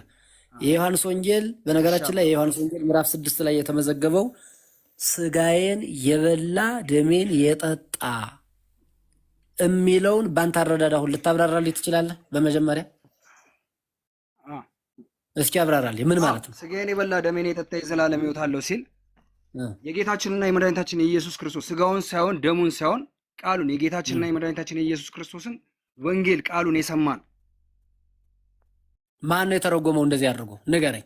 እኔ ትርጓሜው እንደዚህ ነው ብዬ ትርጓሜውን ስነግርህ የተረጎመው ሊቅ ጨምሬ እስከ ማስረጃ ነው የምነግርህ። ማን ነው የተረጎመው እንደዚህ? መጽሐፍ ቅዱስ። ይኸውልህ አሁን መጽሐፍ ቅዱስ ዶግማ ነው አይደል? አባታችን መጽሐፍ ቅዱስ ዶግማ ነው አይደል? አዎ መጽሐፍ ቅዱስ ዶግማ ነው አይደል? አዎ አይሻርም መጽሐፍ ቅዱስ። እሺ ህይወት ነው መጽሐፍ ቅዱስ፣ የሚሻር ነገር አይደለም። ግን አሁን ታምረ ማርያምን ዘርዓ ያዕቆብ ነው የጻፈው። ቆይ ታምረ ማርያም እንሄዳለን። ሌላም ታምር ማምጣት ትችላለህ እኮ። እኔ ጠየቅኩ መጀመሪያ። አሁን እኔ ጠየቅኩ ሁሉትን መልሱልኝና እኮ የዮሐንስ ወንጌል ምዕራፍ 6 ላይ 6 ከቁጥር 54 ላይ ስጋዬን የበላ ደሜን የጠጣ የዘላለም ሕይወት አለው ይላል። ይሄ ማለት ነው። እሺ አንተን ቀለል አድርግልህ ጥያቄውን። ቆይ እኮ እኔ እኮ ስጋዬን የበላ ደሜን የጠጣ የዘላለም ሕይወት አለው ማለት አሁን የክርስቶስን ስጋና ደም ያው የቆረበ ማለት ነው አይደል? ዝም ብሎ በዚህ ቋንቋ ሲነገር ማለት አይደል? የቆረበ እንደሚባል በጣም ጥሩ። እሺ ስለዚህ እሱ ካልነ ስጋውን ደሙን የተቀበለ ማለት ነው ካልነ አንተ ለምሳሌ በ40 ቀንህ ቆርበሃል፣ ስጋና ደሙን ተቀበልሃል እኮ ተጠምቀሃል። ከተጠመቅ በኋላ ሳትቆርብ መውጣት የለ በስርዓተ ቤተክርስቲያን ይሄ ዶግማ የለም። አዎ ከዛ በኋላ አሁን ስጋው ደሙ ለነፍስም ለስጋም ለኃጢአትም ማስተሰሪያ ይሆናል። ለነፍስም ለስጋም ሕይወት ነው አይደል? የክርስቶስ ስጋና ደም እውነት ነው። በጣም ጥሩ። አንተ ስጋውን ደሙን ተቀብለህ ከዚያ በኋላ ኃጢአት ብትሰራ ስጋውን ደሙን ካልተቀበልህ ኃጢአትህ ይሰረይልሃል። ንስሐ ገብተህ ስጋውን ደሙን ካልተቀበልህ የዘላለም ሕይወት ማግኘት ትችላለህ። በጣም ጥሩ። ስለዚህ የዮሐንስ ወንጌል ምዕራፍ 6 ቁጥር 54 ላይም ሲተረጎም ስጋዬን የበላ ደሜን የጠጣ ብቻ ሳይሆን ስጋዬን የሚበላ ደሜን የሚጠጣ ተብሎ ነው የሚተረጎመው በእኛ ቤተ ክርስቲያን። እሺ ስጋዬን የበላ ደሜን የጠጣ ለ40 ቀንና ለ80 ቀን ነው። ከዚያስ ለእኛ ደግሞ አሁን ለታላላቆቹ ስጋዬን የሚበላ ደሜን የሚጠጣ የዘላለም ሕይወት አለው ተብሎ እንደዚህ ነው ቤተ ክርስቲያን የምትተረጉመው። አንተ ምን አልከኝ? እንዲሁም ወደ ሌላ ሄደህ ቃሉን ነው እንዴ ስጋ ብሎ ቃል ይላል። ስጋ ብሎ ቃል የሚል እስኪ ያምጣልኝ። ስጋዬ ብሎ ቃሉ የሚል እስኪ ያምጣልኝ። እኔ ግን አንተ ባልኸው ነገር ስጋዬን የበላ ደሜን የጠጣ የዘላለም ሕይወት አለው፣ ስጋዬን የበላ ደሜን የጠጣ የዘላለም ሕይወት አለው ይላል። እሺ አይደል እኮ። እሺ እርሶ ደግሞ አሁን ይቅርታ አድርጉልኝና ኖ ፖለቲካ አትስራ፣ ጨርሰው። ስጋዬ እውነተኛ መብል ነው ደሜም እውነተኛ መጠጥ ነው ይላል። ለምን ቃሌ ነው አላለም? ለምን እንደምታወዛግበው? ቃሌ እኔ አላልኩም እኮ ነው ያልኩት ብላል እያሉኝ ስለሆነ ነው እንዴ መጀመሪያ። ከዛ እኮ ወደ ቆሮንቶስ እየጠቀስክ ስለነበረ ነው። እሺ ቀጥል። ስለዚህ ስጋዬን የበላ ደሜን የጠጣ የዘላለም ሕይወት አለው ይላል ቃሉ። አዎ መቼ አልኩ እኮ። ይሄ መቼ ስጋዬን የበላ ደሜን የጠጣ መቼ የበላ መቼ የጠጣ በአዲስ ኪዳን መጥቶ ለሐዋርያቱ የነገራቸው ቁጭ ብሎ ይሄ የኔ መታሰቢያ ነው፣ ስጋዬን የበላ ደሜን የጠጣ የዘላለም ሕይወት አለው ብሎ አይደለም። መቼ ያልሁህ መቼ የበላ መቼ የጠጣ እያልሁህ ጌታ ሲሰጣቸው መቼ የበላ መቼ የጠጣ ነው የዘላለም ሕይወት የሚያገኘው ነው እያልሁ ያለሁት። እንዴ መቼ የበላ ይላል እንዴ መጽሐፍ ቅዱስ ላይ? መቼ የበላ የሚል የለማ መጽሐፍ ቅዱስ ላይ። እንዴ መቼ የበላ የሚል አለ መጽሐፍ ቅዱስ ላይ አለ? ለሐዋርያት ነገራቸው አይደል? ይሄን ቆይ አድምጠኝ እንዴ። ለሐዋርያት ስጋዬን የበላ ደሜን እኮ የጠጣ ነገራቸው። የዘላለም መቼ ሕይወት የሚል አለ ወይ አለው። አለ መቼ የሚል እኔ መቼ እኮ አይልማ። እየጠየኩህ መቼ ያለሁት የሚል የለም ቃሉ ላይ መምህር ምንድን ነው መምህር ያልኩህ? አልሰማኝም እንዴ? ለሐዋርያት ቆይ ይቅርታ ደሜ አንዴ አድርጉልኝ። አይ ቆይ አንዴ ይቅርታ። ፖለቲካ ሐዋርያ የምትባል ነገር እሺ፣ አለች ደም ቲክቶክ ያውራ ላይ። ደም ያውራ ደም ያውራ። ቆይ እኔ አላወራም፣ እሺ አዳም እስከ እሳቸው ጋር የምቀጥለው አላወራም። አ ምንድን ነው እሺ ያልከው? ከእሳቸው ጋር የምቀጥለው ለምን ማስተካከል ስላለብኝ ማለት ነው። ምንድን ነው ያልከው? የኢየሱስ ክርስቶስ ስጋና ደም የዘላለም ሕይወት ይሰጣል ብለው ሲሉክ ምን ብለህ መለስክላቸው? እሱ እኮ ቃሉን ማመን ነው፣ ቃሉን መቀበል ነው ብለህ አልካቸው። ከዛ በኋላ እኔ ምን ብዬ ጨመርኩልህ? ስጋዬ እውነተኛ መብል ነው፣ ደሜም እውነተኛ መጠጥ ነው።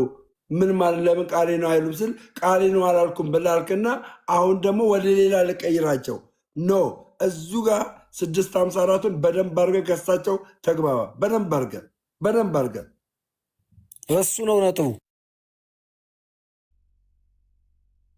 መቼ የሚል የታል ሳይሆን ስጋዬን የበላ ደሜን የጠጣ የዘላለም ሕይወት አለው ይላል። አዎ ይላል ማቴዎስ ማነው ዮሐንስ 6:54 ላይ። ከዛስ ይሄንን ካለ ለማን ነው የተናገራቸው ካልሁ ለሐዋርያት ትለኛለህ። ልክ ነህ።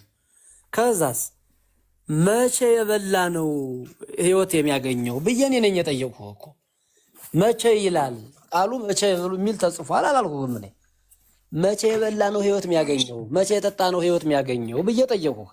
ስለዚህ በዚህን ቀን የበላ በዚህን ሰዓት የበላ በዚህ ሰዓት የጠጣ ብለህ መልስልኝ ነው ያልሁህ።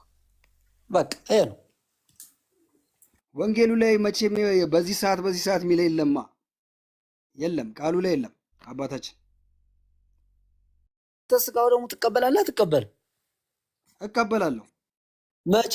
በቃ ይሄን እኮ ነው የጠየቅሁህ። እቀበላለሁ። መቼ?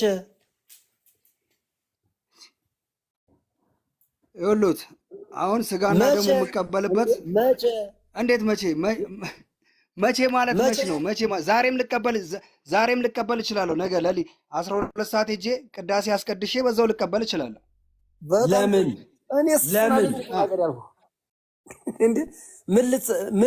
ምን እንዲሆንህ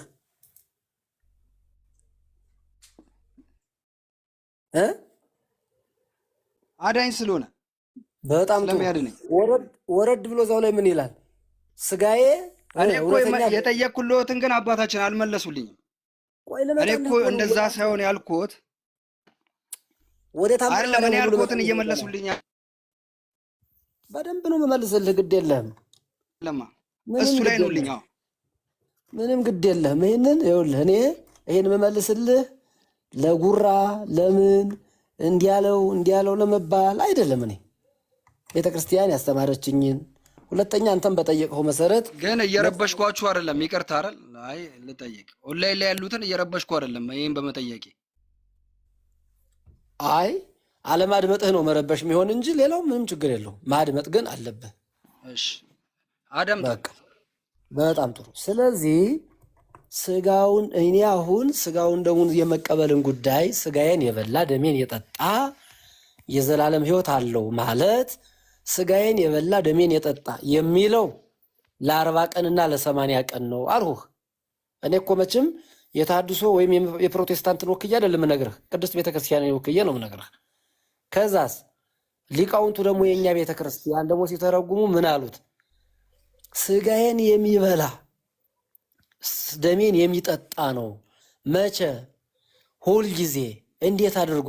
ንስሐ እየገባ መቼም አንድ ካህን ንስሐ ከሰጠ በኋላ እግዚአብሔር ይፍታ ብሎ መጨረሻ ላይ ስጋው ደሙ ተቀበል ነው የሚል። ለምን? የሁሉም ማሰሪያ ስጋው ደሙ ስለሆነ ማለት ነው። ከዛ ምን አልኩህ እኔ? መቼ የሚለውን ያመጣሁልህ እኮ ስጋዬን የበላ እና የሚበላ በሁለቱ ነው የሚፈታ። ይህንን ያስተማረውን መምህር ማን ነው ብለህ ብትነግረኝ ከሊቃውንት ጠቅሼ እነግርሃለሁ አልሁህ። አንተ ግን እገሌ እንዲህ ብሎ ተረጎመ የሚል ምንጭ ትነግረኛለህ ወይ እያልሁህ ነው። እኔ ከመጽሐፍ ቅዱስ ነው። መጽሐፍ ቅዱስ ሕይወት ነው። ከመጽሐፍ ቅዱስ ነው ያነበብኩት። 80 ላይ አለ። አሁን ለምሳሌ ከ80 ላይ ነው ሰማንያ አሐዱ የሚባል የትኛው ነው? እስኪ ንገረኝ። ሰማንያ አሐዱ የሚባል መጽሐፍ ቅዱስ ትነግረኛለህ? አንድ በአንድ ከመጽሐፍ ቅዱስ ላይ ነው አባታችን። 66 አለ። 66ን ሳይሆን እኔ የምከተለውንም 80 ነው የምከተለው። የኦርቶዶክስ ቤተክርስቲያንን መጽሐፍ ቅዱስ ነው የምከተለው። በአቡነ ተክለ ሃይማኖት የታተመውን መጽሐፍ ቅዱስ ነው የምከተለው ማለት እሱ ነው። እሱን ነው የምከተለው ነው። ጥሩ። ይህ አሁን እሱን 66ቱን ብትከተል አይጎዳህም፣ ችግር የለውም። ምክንያቱም ሌሎቹ የሚጎልሁን ከሌላ ቦታ ታነባቸዋለህ። 66ቱን ሀሳብ ጠንቀቀ ከያዘው 66 የቁጥር ጉዳይ አይደለም፣ አሁን ያተረጓጎም ጉዳይ እንጂ አንዱን ዕብራውያንን ብቻ ጠንቀቀ ከያዝም አረ እንደው ይህን ጥቅስ ያሁኑ ብቻ የዮሐንስ ወንጌል ምዕራፍ 6 ቁጥር 54 ላይ ብቻ ጥንቅቅ አድርገህ ከያዘው የሁሉም መጻሕፍት ከኦሪት ዘፍጥረት እስከ ራዕየ ዮሐንስ መጨረሻ ማደማደሚያቸው የዮሐንስ ወንጌል ምዕራፍ 6 ቁጥር 54 ላይ ነው።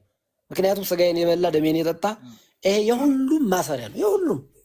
ስለዚህ ምን ልልህ ነው፣ ወደ አንተ ነጥብ ስመጣ መጽሐፍ ቅዱስ ላይ የተጻፈው ሊቃውንት በኦርቶዶክስ ተዋሕዶ ቤተክርስቲያን በሊቃውንት ፊደል ይስተካከላል፣ ከዛ ንባብ ይቀናል፣ ትርጓሜ ይተረጎማል፣ አተታ ይታተታል፣ ምስጢር ይመሰጠራል።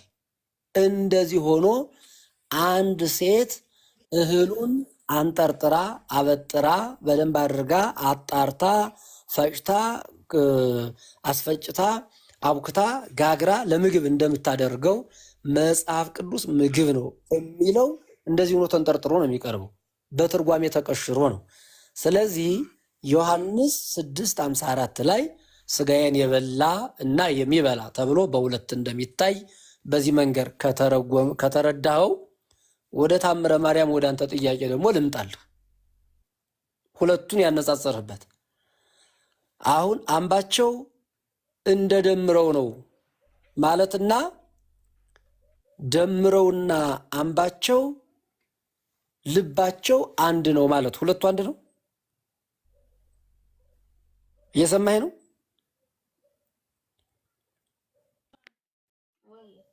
አይደለም? እሺ እንደ ይኸውልህ በታምረ ማርያምም ቢሆን ይኸውልህ ቤተክርስቲያን ስጋውን ደሙን ያልተቀበለ ታምሯን ሰምቶ ወደ ቤቱ ቢመለስ ስጋውን ደሙን ተቀብሎ እንደሄደ ይሆንለታል ነው የሚለው አይደል? የኛ ቤተክርስቲያን መጽሐፍ እንደ ማለት በነገራችን ላይ ንጽጽር እንጂ ነው ማለት አይደለም። ቤተክርስቲያንን ጥንቅቅ አድርጋ ነው ይህን የምታስተምር። ምን ማለት ነው? ለምሳሌ አንተ ስጋውን ደሙን ለመቀበል አስበህ ወደ ቤተ ክርስቲያን ስትመጣ መንገድ ላይ እንቅፋት መጣህ። ቀለል ባለ ምሳሌ ላስረዳህ ብዬ ነው። መንገድ ላይ እንቅፋት መጣህና እግርህ ደማ። ከዛ በኋላ እግርህ ደምቶ ስጋውን ደሙን መቀበል አትችልም ማለት እየሰማኸኝ ነው? ድምፅህን የምፈልገው እየሰማኸኝ መሆኑን ለማረጋገጥ ነው። እንቅፋት ኔትወርክ እንትን እያለኝ ነው፣ እየሰማሁት ነው። በቃ ከዛ እግርህ ደማ። መሀል ላይ ስጋው ደሙን ልትቀበል ነጭ ለብሰህ መጠህ ነበረ፣ አልተሳካም። ውጭ ላይ ቆመህ ጌታዬ ሆይ ስጋህን ደምህን ልቀበል መጥቼ ነበረ፣ እንዲህ አይነት ፈተና ገጠመኝ ቢያንስ ብለህ ታምሯን ሰምተህ ትሄዳለህ። የልብህን መሻት እግዚአብሔር ይቀበልልሃል።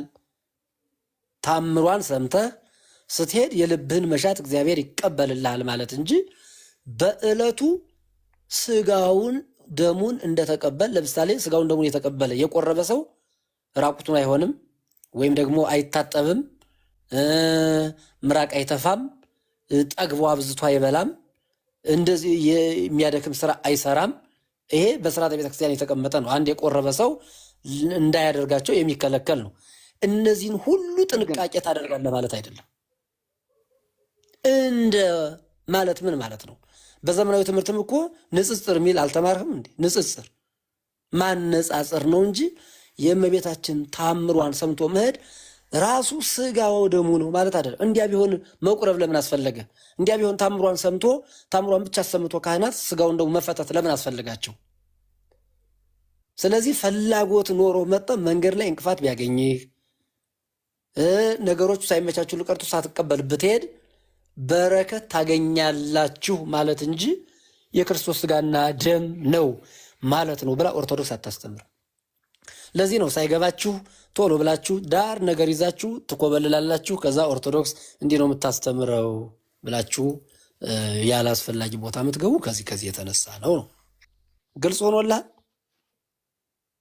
በጣም ብዙ ሀተታ ብዙ ትርጉም አለው። እኔ ትንሿን ለአንተ በምትገባ አይ እኔ እርስዎ ጋር ሁላ እመጣለሁ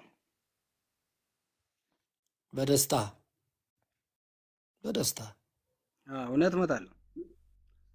ግን በአዲስ ኪዳን አሁን ቅድም ሲወያዩ ነበረ እነደምረው ማለት ነው። በአዲስ ኪዳን ታቦት ስለሚሉት ቃል ሰምቻቸው። ቆይ እንዴ ቆይ እንዴ በዚህ አመን አላመንም? አሁን ገባ? አይ በደንብ እናወራለን ስለዚህ ጉዳይ። እኔ ብዙም እንትን አይደለም። ገብቶሃል? አሁን ያልኩህ አልገባህም? ገብቶኛል መግባት እና ግን የእናታችን የእመቤታችን ታምር ከክርስቶስ ደም ጋር እንቅፋት ስለሚመታው ምናምን የሚባለው ነገር እኔ ልክ ሆኖ አይታየኝም። አባታችን ወጣኝ እንደሱ የሚል ወጣኝ እንቅፋት ስለሚመታው የሚል ወጣኝ ብሎ እንቅፋት ስለሚመታው ነው ታምሯን ስጋውን ደግሞ መብላት ካልተቻለ ድንገት እንቅፋት መጥቶ ለምሳሌ እንቅፋት መጥቶት ብለዋል። እሺ ከዛ የሆነ ነገር ሊቆርብ ሲመጣ በቃ ከዚያ እንደማለት ንጽጽር እንጂ ነው ማለት አይደለም። እንደ ምንድን ነው ሙያዋ? ይህን አታውቅም ወይ ነው ያልኩህ። አንተን እኮ ከደምረው ጋር መስዬ ነገርኩህ አይደል እንዴ? አምባቸው እንደደምረው ነው፣ ጸባዩ እንደደምረው ነው። ለምሳሌ ቅድም አንተ ቸኮል ይላል አልኸው አይደለ? አሁን አንተም እንደደምረው ትቸኩላለህ ብልህ አንተ ደምረው ነህ ማለት ነው አይደለም? በቃ ስለዚህ እንደ ምንድን ነው እንደምትለዋን በደንብ መርምራት እያልኩህ ነው። ከዚህ የበለጠ ትምህርት አለ? ቀለል ባለ መንገድ እዚህ የበለጠ ምን አለ እያልኩህ ነው።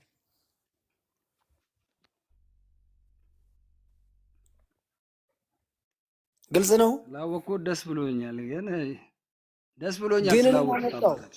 ኧረ ተው ግን ምን አመጣው? ምንም ትክክል አይደለም አባታችን። ትክክለኛው መልስ በእውነት ስነግሮት እኔ ንጹህ የምሬን ነው የምልዎት። ትክክለኛ መልስ አልተመለሰልኝም እንዴ! በጌታ በኢየሱስ በእውነት አሜን። በጌታ በኢየሱስ ምን ሆናል ወንድሜ? እንደዚህ ግልጽ የሆነ አንተና ደምረው አልተመለሰልኝም። ወይ አዳምጠኝ፣ አንድ አዳምጠኝ። የኔ መረዳት እንኳን ልንገርህ። አሁን ደምረውን ትቸኩላለህ አልከው። አዎ እኔ አሁን አንተም እንደደምረው ችኩል ነህ ካልኩ አንተ ማለት ደምረው ነው ወይ ሲሉ ምን አልካቸው? አይደለውም አልካቸው አለ። ግን እንደደምረው ችኩል ነው የሚለውን አስቀመጡልህ። ስለዚህ ስጋ ወደሙን አንተ ካመጣው ሀሳብ ጋር እንደ የሚለውን ቃል አስገብተው አስረዱ።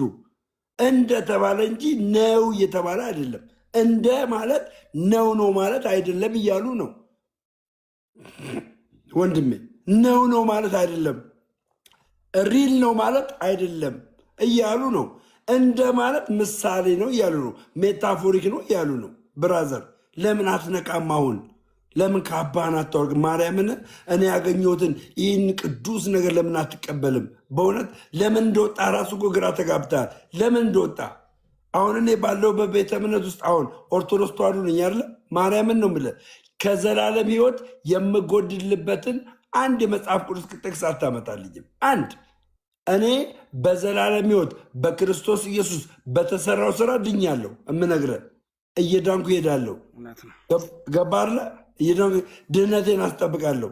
በመጨረሻ እድናለሁ። ፔሬድ። ስለዚህ ወንድሜ ካባህን አውልቅና በቄዳር ቅድም እንዳልከው ከአፍ እንግዲህ አምልጧል። በቄዳር ተመለስና ቆንጆ መምህር ነው ያገኘው። ፎሎ አድርጋቸው፣ በውስጥ ስልካቸውን ተቀበል።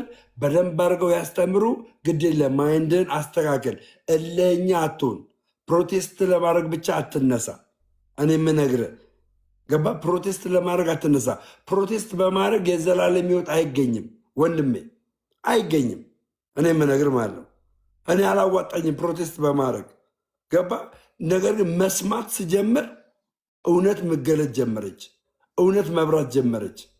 ገብቷል? እውነት አሁን እኔ ማስቆም የሚችሉት በምንድነው ታውቃለህ? የእኔ ስም በማጥፋት በማሸማቀቅ በመሳደብ በእንደዚህ ነው። አንድ ሰው ግን በቃል መጥቶ እኔ ማስቆም አይችልም። በእግዚአብሔር ቃል መጥቶ ሞግቶ ማስቆም አይችልም። ገባ? በውስጥም በውጭም ጦርነቱ የሚነሳብኝ እኔ በማሸማቀቅ በተለያየ ነገር ነው። እውነት በሆነው ቃል ግን ማንም ሊያቁማት አይችልም። ስለዚህ ብራዘርዬ ነፍስን አድናት። አባታችንን እንግዲህ መምህር መላከን በውስጥ በደንብ አድርገ ፎሎ አድርገ ስልክን አስቀምጥላቸው፣ ደውለው ያግኙ። እውነት ነው ምልክ፣ አትከራከር፣ የእውነት አትከራከር። ሌላ አይነት ነገር ካለ እና በቃ የሆነ ፎሎ አድርጌ ያለው እኔም ራሴ ፎሎ አድርጌ ያለው ክርክር እኮ አይደለም ደመረ፣ እኔ ጥያቄ ነው ወንድሜ እንጂ ክርክር አይደለም። እኔ እንዴት ከአባታችን ጋር እከራከራለሁ? የመጀመሪያ ነገር ግን መለሱልህ እንደሚለውን በደንብ አድርገው መለሱልህ። ተረዳ? አሁን ከነገርኩ በኋላ ተገለጠልህ የሆነ ነገር እኔ እንኳን የገባኝ። ሌላ ጥያቄ አለ? ለምን እንደወጣ ሌላ ጥያቄ አለ? ለምንድን ነው የወጣው? ከዚህ ውጭ ደግሞ ለምን ወጣ?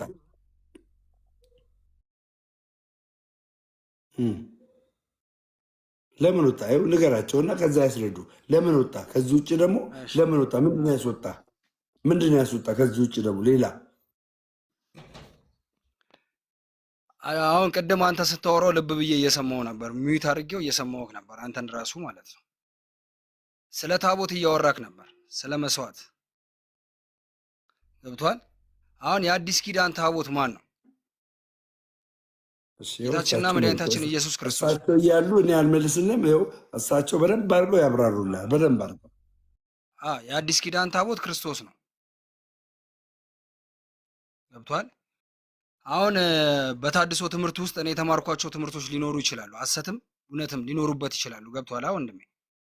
እና ታቦት የሚባል ነገር አያስፈልግም ነው። የእኛ ታቦት አዲስ ኪዳን ታቦት ኢየሱስ ክርስቶስ ብቻ ነው፣ ሌላ ታቦት የለም ነው። ተረዳኝ? እየሰማኝ ነው? ቀጥል፣ እየሰማሁ ነው። በነገራችን ላይ ወደዚህ ከመሄድ በፊት ይቅርታ፣ እዚህ ጋር አንዳንድ ኮሜንትም እያየሁ ስለነበረ እንቅፋትን እንደ ምሳሌ ነው ያነሳሁት። እንቅፋት መጥቶህ የሚል እንቅፋትም ህልመ ሌሊትም ሊሆን ይችላል። አጋጣሚ ረፍዶብህ ተኝተህ እንቅልፍ ጥሎህም ረፍዶብህ ቅዳሴ ገብተውብህም ሊሆን ይችላል። በአንድም በሌላ መንገድ ሳትደርስ ለስጋው ደግሞ ሳትበቃ ተመኝተህ እየተጓዝክ ሳትበቃ የሆንህበት ቀን ሊሆን ይችላል። ለታች ኮሜንት እያየሁ ስለነበረ እንቅፋት ጋር ከዚህ እግርን ከመመታት ጋር ምናምን ብቻ የተያያዘ እንዳይሆን ይችንን መጠቅለያ ለመስጠት ነው። አንተ ግን ቀጥል። የአዲስ ኪዳኑ ታቦት ኢየሱስ ነው ብለሃል። ጨርሰው ሀሳብህን። ማቋረጥ ስለማልወድ ነው። ዮሐንስ ወንጌል ላይ ምዕራፍ 3 ከቁጥር 16 ላይ በእርሱ የሚያምን ሁሉ የዘላለም ሕይወት አለው ይላል። በአንድ ልጁ በክርስቶስ የሚያምን አሁን ተፈርዶበታል ይላል አይደል አባታችን? ዝም ብለህ ጨርሰህ መጨረሻ ላይ ነው እየሰማሁ ስለሆነ ካልተሰማኝ አልተሰማኝም እልሃለሁ። አንተ ጨርስ ሀሳብህን። ሰምተውኛል?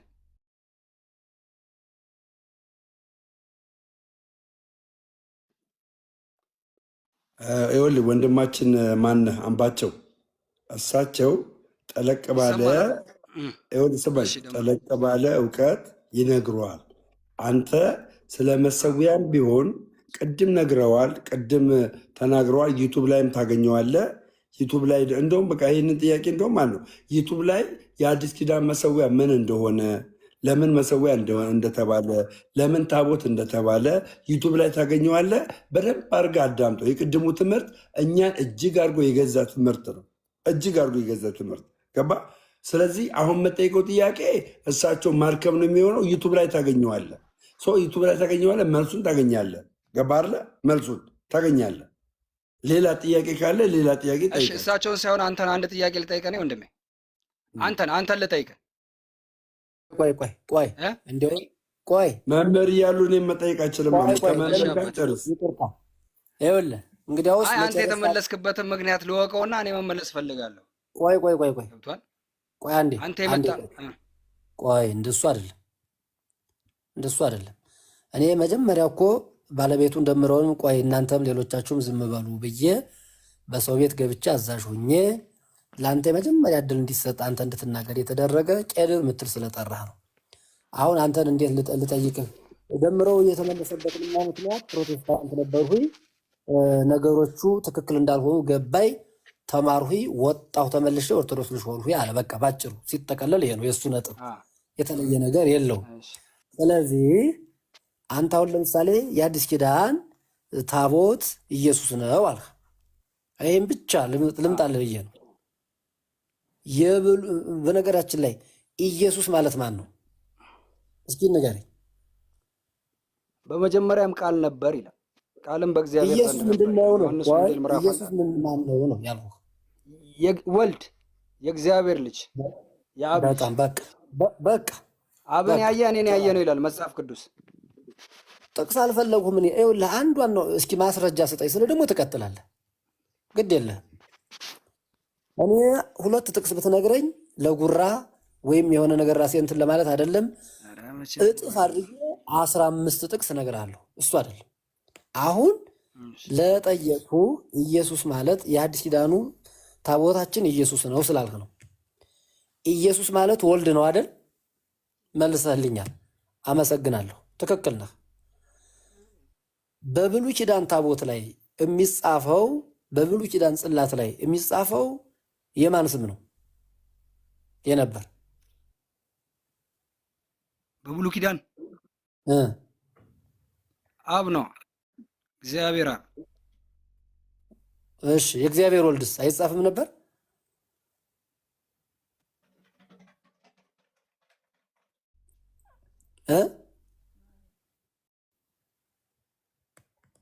መልስልኝ። የገባህን ያወቅኸውን በቃ።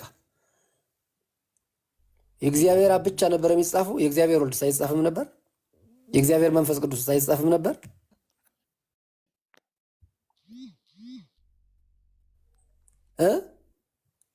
መጠይቅህ ያንተ ጥያቄ ነው። ኔትወርክ እየሆነ ነው፣ እያቆራረጠብኝ ነው እንጂ እኔ አይደለሁም። እግዚአብሔር አብ በብሉይ ኪዳን ብቻ የእግዚአብሔር አብ የእግዚአብሔር አብ ብቻ፣ የእግዚአብሔር ወልድ፣ እግዚአብሔር መንፈስ ቅዱስ የእነሱ ስም አይጻፍም ነበረ ብሉይ ኪዳን ታቦት ላይ ጽላት ላይ?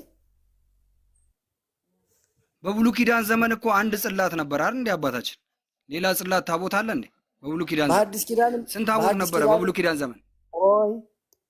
እኔ እኮ አሁን የጠየቅሁን ብቻ መልስልኝ። እኔ እኮ ለምትጠይቀኝ መልስ ነው የምሰጠው እኮ። እያወዛገቡኝ እኮ ነው ጥያቄውን እንጂ በቀጥታ እየጠየቁኝ አይደለም። የኔ ጥያቄ ኢየሱስ ምንድን ነው ስልህ ወልድ ነው አልሁኝ። ተባረክ፣ ትክክል ነህ አልሁኝ። ከዛስ በብሉይ ኪዳን የማን ስም ነበረ የሚጻፍ ጽላቱ ላይ አልሁህ? የአብ አልሁኝ። የአብ ብቻ ነው የሚጻፍ? የወልድና የመንፈስ ቅዱስም አይጻፍም ነበረ? ይጻፍ ነበረ ወይ ነው? ወይ አዎ ይጻፋል፣ ወይ የአብ ብቻ ነው እንጂ ሌሎቹ አይጻፍም ብለህ መልስልኝ ነው ያልኩህ። ከዛ እኔ ላስረዳ። የአብ ብቻ ነው የሚጻፈው፣ የአብ ነው። በጣም ጥሩ። አንተ ዲያቆን ነበርህ። ዲያቆን ሆነህ ስትቀድስ እንግዲህ ቢያንስ ይሄንን እሺ፣ አልፋ ማለት አልፋና ኦሜጋ። እሺ፣ አልፋና ኦሜጋ ማን ነው ያለ? አልፋና ኦሜጋ እኔ ነኝ ይላል አይደል? የዮሐንስ ራእይ። ዮሐንስ ራእይ አዲስ ኪዳን። እሺ፣ ጥሩ፣ በጣም ጥሩ። ስለዚህ አልፋና ኦሜጋ በብሉይ ኪዳን የሚጻፍ ከነበረ በአዲስ ኪዳን የተጠቀሰው አልፋና ኦሜጋ እኔ ነኝ ብሎ የተናገረ ኢየሱስ ነው አይደል? አይደል? ስለዚህ በጣም ጥሩ። ኢየሱስ አልፋና ኦሜጋ እኔ ነኝ ብሎ ከተናገረ በብሉይ ኪዳን አብ ብቻ ነው ካልህ፣ አልፋ ኦሜጋ፣ አልፋ የሚለው ደግሞ ጽላት ላይ የሚጻፍ ከሚጻፉት አንዱ ይሄ ነው ካልነ የአብ ብቻ ስም እንዴት ሊጻፍ ቻለ እያልኩህ ነው። እሺ፣ እኔም ደግሞ አንድ ጥያቄ ልጠይቁት። መልስ፣ ከዛ ትጠይቀኛለህ እኮ። መልስልዎታለሁ። በዛ ጊዜ በአዲስ ኪዳን ጊዜ አንድ ታቦት ነበር እንጂ አልፋና ኦሜጋ ተብሎ ይጻፍ ነበር እንዴ? በብሉይ ኪዳን ዘመን ታቦት ላይ ኧረ ተው ተው ተው፣ ዲያቆን ነኝ አንተ። ዲያቆን ነኝ ብለህ የትኛውም ቄስ እኔ እንደዚህ ብሎ አላስተማረኝም። እና ያላስተማረህ እንደሆነ እኔ አስተምርሃለሁ። አልተጻፈማ ነው ግን ይችላሉ። ደስ ይለኛል። እርስዎ ጋር መጥቼ ጆሮ ይዞ ቢያስተምሩ እግሮት ላይ ወድቄ ደስ እያለኝ ነው መማረው። ትህትና ደስ ይላል። ግን ልንገርህ፣ ለማንኛውም ስህተትህን አርም። የመጀመሪያ በብሉይ ኪዳን የሚጻፍ የአብ የወልድ የመንፈስ ቅዱስ ስም እንጂ የአብ ብቻ አይደለም። ለምን? ለምሳሌ ኤልሻዳይ ማለት ሁሉን ቻይ ማለት ነው አይደለ? ሁሉን የሚችል እውነት ነው። አብ ሁሉን ቻይ አምላክ ነው አይደለም? ነው፣ እውነት ነው። ሁሉን ቻይ አምላክ ነው። ወልድ ሁሉን ቻይ አምላክ ነው አይደለም? ነው። መንፈስ ቅዱስ ሁሉን ቻይ አምላክ ነው አይደለም? ነው። መንፈስ ቅዱስም አብም እኮ አንድ ናቸው። አባ እኮ እኔስ ምን አልሁኝ ታዲያ? ስለዚህ በብሉይ ኪዳን የሚጻፈው የአብ ብቻ ስም ነው የሚለው ከክህደት በላይ ዳብል ክህደት ነው እያልኩ ያለሁት። ለምን ካልኸኝ አልፋ ማለት የአብም የወልድም የመንፈስ ቅዱስም መጠሪያ ስም ነው። እግዚአብሔር የሚለው የአብም የወልድም የመንፈስ ቅዱስም የጋራ መጠሪያ ስም ነው። አንድ ዲያቆን ነኝ ብሎ ዲያቆን ነበሩ ብሎ አንተን ለማሸማቀቅ ምን ለማለት አይደለም፣ እግዚአብሔር በሚያውቀው ችግር የለውም። ስለዚህ በብሉይ ኪዳን ጽላቱ ላይ የሚጻፈው የሶስቱንም ስም የሚገልጽ አንድ አምላክ አብ ወልድ መንፈስ ቅዱስ አንድ አምላክ እንላለን አይደል እንዴ? አምላክ ካልነ አብ ወልድ መንፈስ ቅዱስ ማለታችን ነው። ስለዚህ የአብ ብቻ ካልህ ወልድና መንፈስ ቅዱስን አስቀየምህ ነው። አብ ራሱ ይሄንን አይወድም። እሱም ብቻ በማስቀመጥህ ይሄ ትክክል አይደለም፣ ይሄንን እመን። በብሉይ ኪዳን የሚጻፈው ኢየሱስ ተብሎ በአዲስ ኪዳን ስጋ ለብሶ የተገለጠው የእመቤታችን የቅድስት ድንግል ማርያም ልጅ ቅድመ ዓለም ያለ አባት ያለ እናት ከአብ የተወለደ ድህረ ዓለም ከእመቤታችን ያለ አባት የተወለደ መድኃኔዓለም ኢየሱስ ክርስቶስ የአባቱም የእርሱም የመንፈስ ቅዱስም ስም የአንድነት መጠሪያ ስማቸው ነው። ብሉይ ኪዳን ጽላት ላይ የሚጻፍ የነበረው ግልጽ ነው። ይሄ እውነት ነው። ይሄን ካመንህ ወደ አዲስ ኪዳን ስመጣ በብሉይ ኪዳን የነበረው ኢየሱስ አሁን የሐዲስ ኪዳን ታቦታችን ኢየሱስ ነው ስላልክ ነው። አዎ በብሉይ ኪዳን የነበረውም ኢየሱስ የሚለው በሐዲስ ኪዳን የተሰጠው ስም ሆነ እንጂ የአብ የወልድ የመንፈስ ቅዱስ ስም በብሉይ ኪዳን ነበረ። አሁንም በሐዲስ ኪዳን ላይ ያለው ጽላትም አልተለወጠም፣ ያው የራሳቸው ስም ነው እያልሁ ነው። ምን መልስ አለ ለዚህ? በመጀመሪያም ቃል ነበር ይላል አይደል አባታችን ዮሐንስ ምዕራፍ 1 ላይ በመጀመሪያም ቃል ነበር ይላል። ቃልም በእግዚአብሔር ዘንድ ነበር ይላል። ራሱ ቃል እግዚአብሔር ነበር ይላል አይደል? ምን ያገናኘዋል አሁን ከዚህ ከጽላት ጋር? ይሄ ለነግሮ እኮ ላመጣሉት ነው ላመጣሉት እኮ ነው። አይ ዮሐንስ ምዕራፍ 1 ስለ ጽላት የሚያወራው ነገር የለም። ስለ ጽላት አይደለም የሚያወራው፣ ስለ ክርስቶስ ላወራሉት ነው። ስለ ክርስቶስ ላወራሉት ነው። እሺ እኛን ለማዳን ሲል ነው አይደል ጌታችንና መድኃኒታችን ኢየሱስ ክርስቶስ ወደዚህ ዓለም የመጣው ሰው የሆነው በእናታችን በድንግል ማርያም ተወልዶ መከራን የተቀበለው አይደል? በብሉይ ኪዳን ዘመን ግን ያን ስርየት የሚያፈርስ የክርስቶስ ደም ከኃጢአት ሁሉ ስርየት ያደርጋል ይላል። ክርስቶስ ባይመጣ ማን ነው በዛ ሰዓት ታዲያ እኛን ንጹህ የሚያደርገን የሚያድነን ማን ነበር? በዛ ሰዓት ህይወት የሚሰጠን ማን ነበር? የሚያድነን ስለጠፋ አይደል እንዴ እሱ የመጣው? አሁን ምን ያገናኘዋል? የመጣው አይደል እግዚአብሔር ይስጥዎት እሱ ነው አይደል እኮ በአዲስ ኪዳን ታቦቱ እሱ ነው። ሁለተኛ ይሄን ያስረዱኛል፣ ይሄን ይነግሩኛል።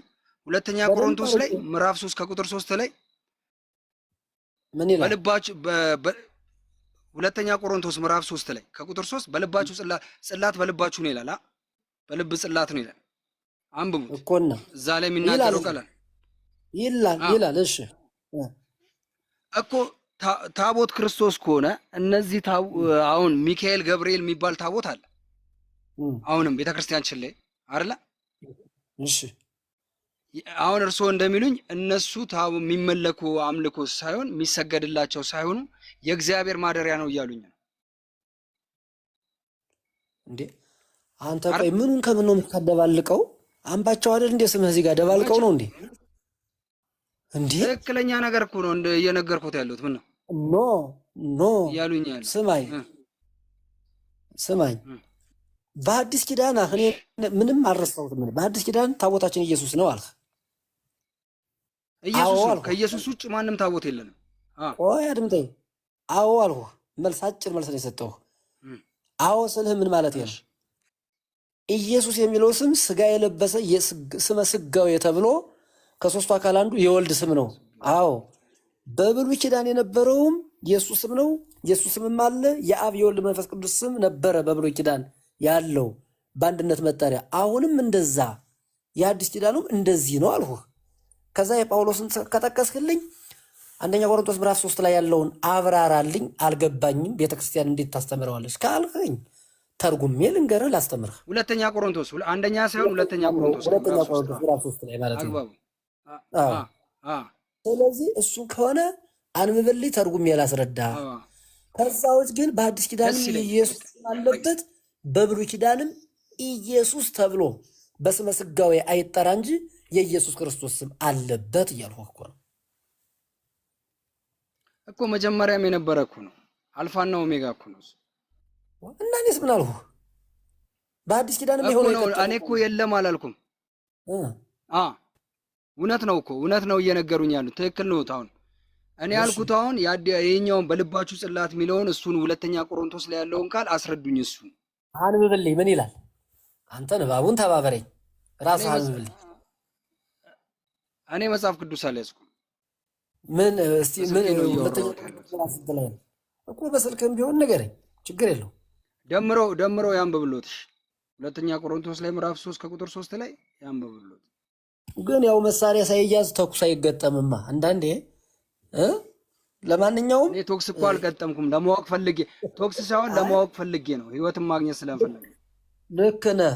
ግን ህይወትን ለማወቅ ከሆነ በዚህ አይነት አይደለም። ዞሮ ዞሮ ግን አንደኛ ማን ነው? ሁለተኛ ቆሮንቶስ ምዕራፍ 2 ቁጥር ስንት ላይ ደግሞ? ያው በትልቁ አድገኝና ያው ሁለተኛ ቆሮንቶስ ምዕራፍ 3 ከቁጥር 3 ላይ በቃ እሺ፣ ያንብቡት እነሱ።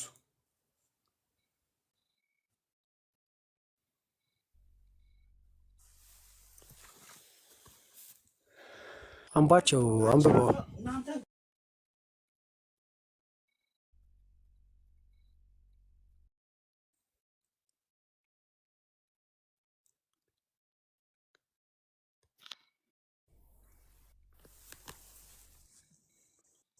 አንብበው አንባቸው። እሺ እናንተ በሕያው በእግዚአብሔር መንፈስ እንጂ በቀለምና በቀለም አይደለም፣ ስጋም ቢሆን በልባችሁ ጽላት እንጂ በድንጋይ ጽላት አልተጻፋችሁም ይላል አባታችን።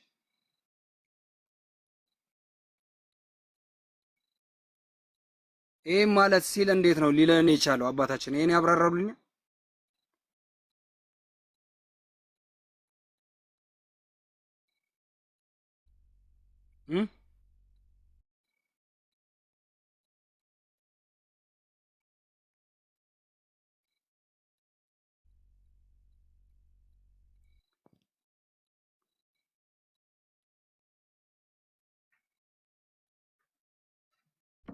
እሺ ቆይ ብራዘር፣ እንደው ኔትወርክ አስወጥቷችኋል። ይህንን ሀሳብ ያመጣው ከምን አኳያ ነው? ምንን ለመቃወም ፈልገህ ነው? ምንን ለመቃወም ፈልገህ ነው? ለመቃወም አይደለም። እሺ ምንድን ነው ሀሳብ? ማወቅ ነው እንጂ ማወቅ ምንድን ነው እንድታወቅ የፈለግከው? ለምንድን ነው ወጣቶች ለምን አትመለሱም? አይደል ርዕስ የሚለው እኮ ገባኝ። እንድታወቅ የፈለግከው ይህንን ሀሳብ ስታመጣ እንድታወቅ የፈለግከው ምን ፈልገህ ነው? ምን ለመረዳት ፈልገህ ነው? ብራቮ ወንድሜ። እሺ አመሰግናለሁ። አሁን ታቦት ስለሚለው ነው እኔ መረዳት የምፈልገው። ገብቷል? ታቦት ስለሚለው በጣም መረዳት ፈልጋለሁ፣ ማወቅ ፈልጋለሁ። እኔ ወጣት ነኝ፣ ህይወት ያስፈልገኛል፣ መዳን ያስፈልገኛል። ገብቷል? ወደዚህም መሄድ የለብኝም። አንድ ነገር አቅጣጫ ይዤ ነው መሄድ የምፈልገው እኮ። እሺ ቀጥል፣ እየሰማሁ ነው። አሁን ታቦት ሲባል አሁን ገብርኤል፣ ሚካኤል፣ ጊዮርጊስ የሚባል አለ በቤተ ክርስቲያናችን። ገብቷል? እነሱ አሁን ያስፈልጉናል ወይ ነው? ቤተክርስቲያን ውስጥ ሊያስፈልጉን ይችላሉ ወይ? በቃ ይህንን ቅድምን ብዬ መልሼልህ ነበረ። አዳምጠኝ። ቅድም መምህራችን ይህንን ሀሳብ ሁለት ጊዜ እኔም ጠይቄያቸው ማለት ሁለት ጊዜ መልሰውልናል። ስለዚህ አሁን ዩቱብ ላይ እኔ ስዘጋው ዩቱብ ላይ ታገኛለህ። ዩቱብ ላይ ግባና ስለ አዲስ ኪዳን ታቦት፣ ስለ ብሉይ ኪዳን ታቦት አሁን ላይ በተለይ ደግሞ ዕብራውያን 13:10 ለምን መሰዊያ የተባለው ምን እንደሆነ፣ ታቦት የሚባለው ምን እንደሆነ፣ የእግዚአብሔር ማደሪያ ምን እንደሆነ፣ ታቦቱ ጽላቱ እያሉ ያስረዱበት ማስረዳት ትምህርት አለ፣ ያስረዱበት ትምህርት አለ። ያንን ማወቅ አለብን። ተረዳኝ ብራዘር፣ ያንን ማወቅ አለብን። ከዛ ባሻገር ግን ለአንተ ህይወት የሚሆነ አሁን አንተ ባለበት ቤተ እምነት ውስጥና በፕሮቴስታንት ቤተ እምነት ውስጥ ከፍተኛ የሆነ ልዩነት አለ። ይህን ታውቃለህ? እውነት ነው አለ። እኔ ፕሮቴስታንት አይደለሁም፣ ታድሶ ነኝ። ቴንኪው። ታድሶ ነህ አንተ። አየህ፣ ታድሶ ስትሆን ምን አይነት ዶክትሪን አለ? ምን አይነት አባት አለክ? ማን ነው አባትክ? ማን ነው የሃይማኖት ጀማሪክ? ማን ነው? ለምንድን ነው ታድሶ ብለህ የወጣኸው? ዶክትሪን ምን ላይ ነው የተመሰረተው? በምን ላይ ነው የተመሰረትከው? ዶክትሪን ገባ ወይ? ጴንጤ አይደለህም ወይ ኦርቶዶክስ አይደለም። እርግጠኛ ነኝ አንገት ላይ ማህተብ ሁሉ ሊኖር ይችላል። አለ አለ አንተ አሁን ፕሮቴስታንት ብትሆን በቃ ይኸውልህ፣ አሁን እኔ ወንድሜ የምመክርህ የእውነቴን ነው የምልህ፣ እግዚአብሔር በሚያውቀው ነው የምልህ፣ ከዘላለም ህይወት የምትጎድልበት አንዳች የሆነ ትምህርት በኢትዮጵያ ኦርቶዶክስ ተዋሕዶ ቤተክርስቲያን ውስጥ አታገኝም። አንድ እኔ የዘላለምን ህይወትን ያገኘሁት በክርስቶስ ኢየሱስ በተደረገልኝ በመስቀል ላይ በተፈጸመልኝ ስራ ነው። በፈሰሰልኝ ደም በተቆረሰልኝ ስጋ ነው። ሰምተኛል አለም።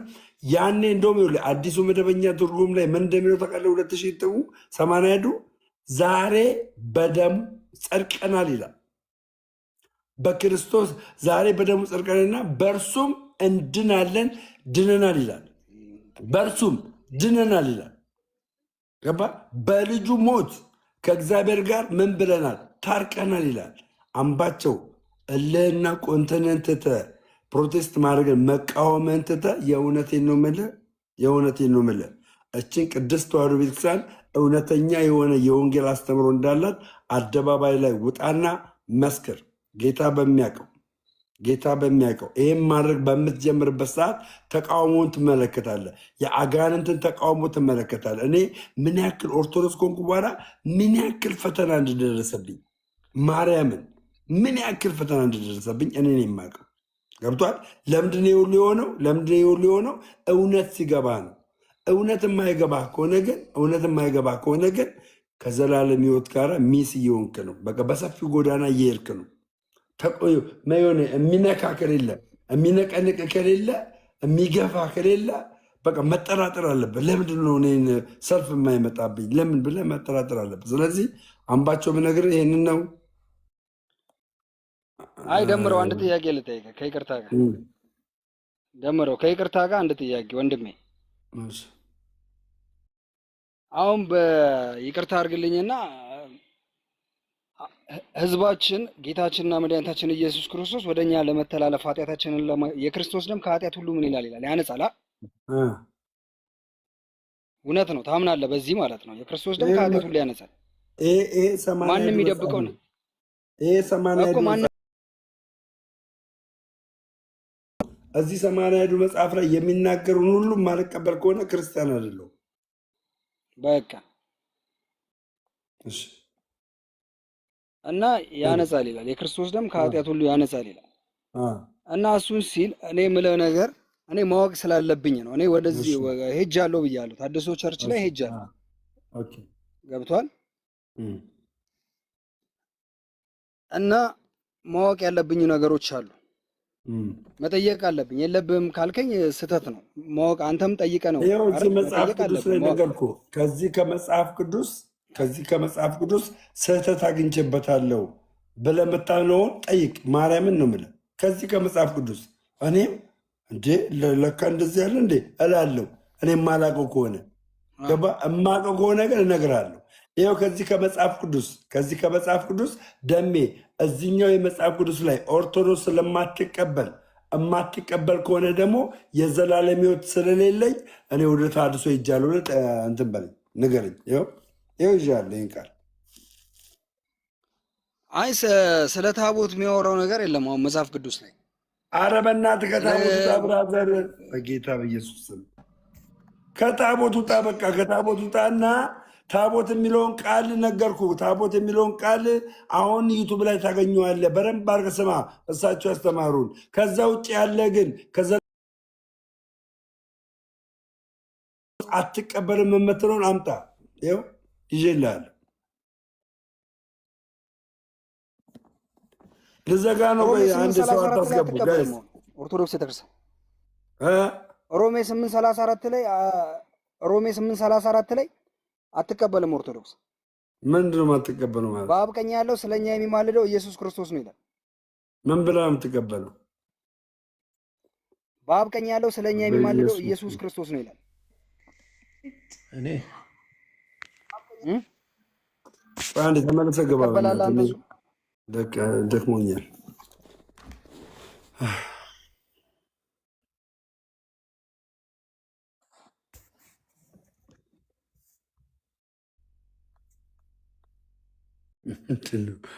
የሚገቡት እንዴት ነው የሚገቡት? ምንድን ነው ቲክቶክ አዲስ ባህሪ ያመጣ እንዴ? አረ በኢየሱስ ማራውጡልን በእናታችሁ። እኔ ጨርሻለሁ በማርያም። ሀይ ቲክቶክ ነው የሚያስገባችሁ። በቃ ቲክቶክ ነው የሚያስገባ ብራዘር። እስቲ 80 ወንድማችን ይሄኛው በአዲስ እንትን የተጻፈ ነው። ይሄና 1980 የታተመውና ይሄን ስታነባው አዳዲስ ቃላቶች አሉ። እዚህ ውስጥ አዳዲስ ቃላቶች አሉ። አዲሱ መደበኛ ትርጉም ይሄኛው አዲሱ መደበኛ ትርጉም 80 ላይ ያለው 2000 እትሙ ከ1980 እና ከ1947 ቀለል ባለ አማርኛ የተጻፈ ናቸው። ቀለል ባለ አማርኛ ሰማኛውን ቀለል ባለ አማርኛ የተጻፈ ነው። ቀለል ባለ አማርኛ በኢየሱስ ስም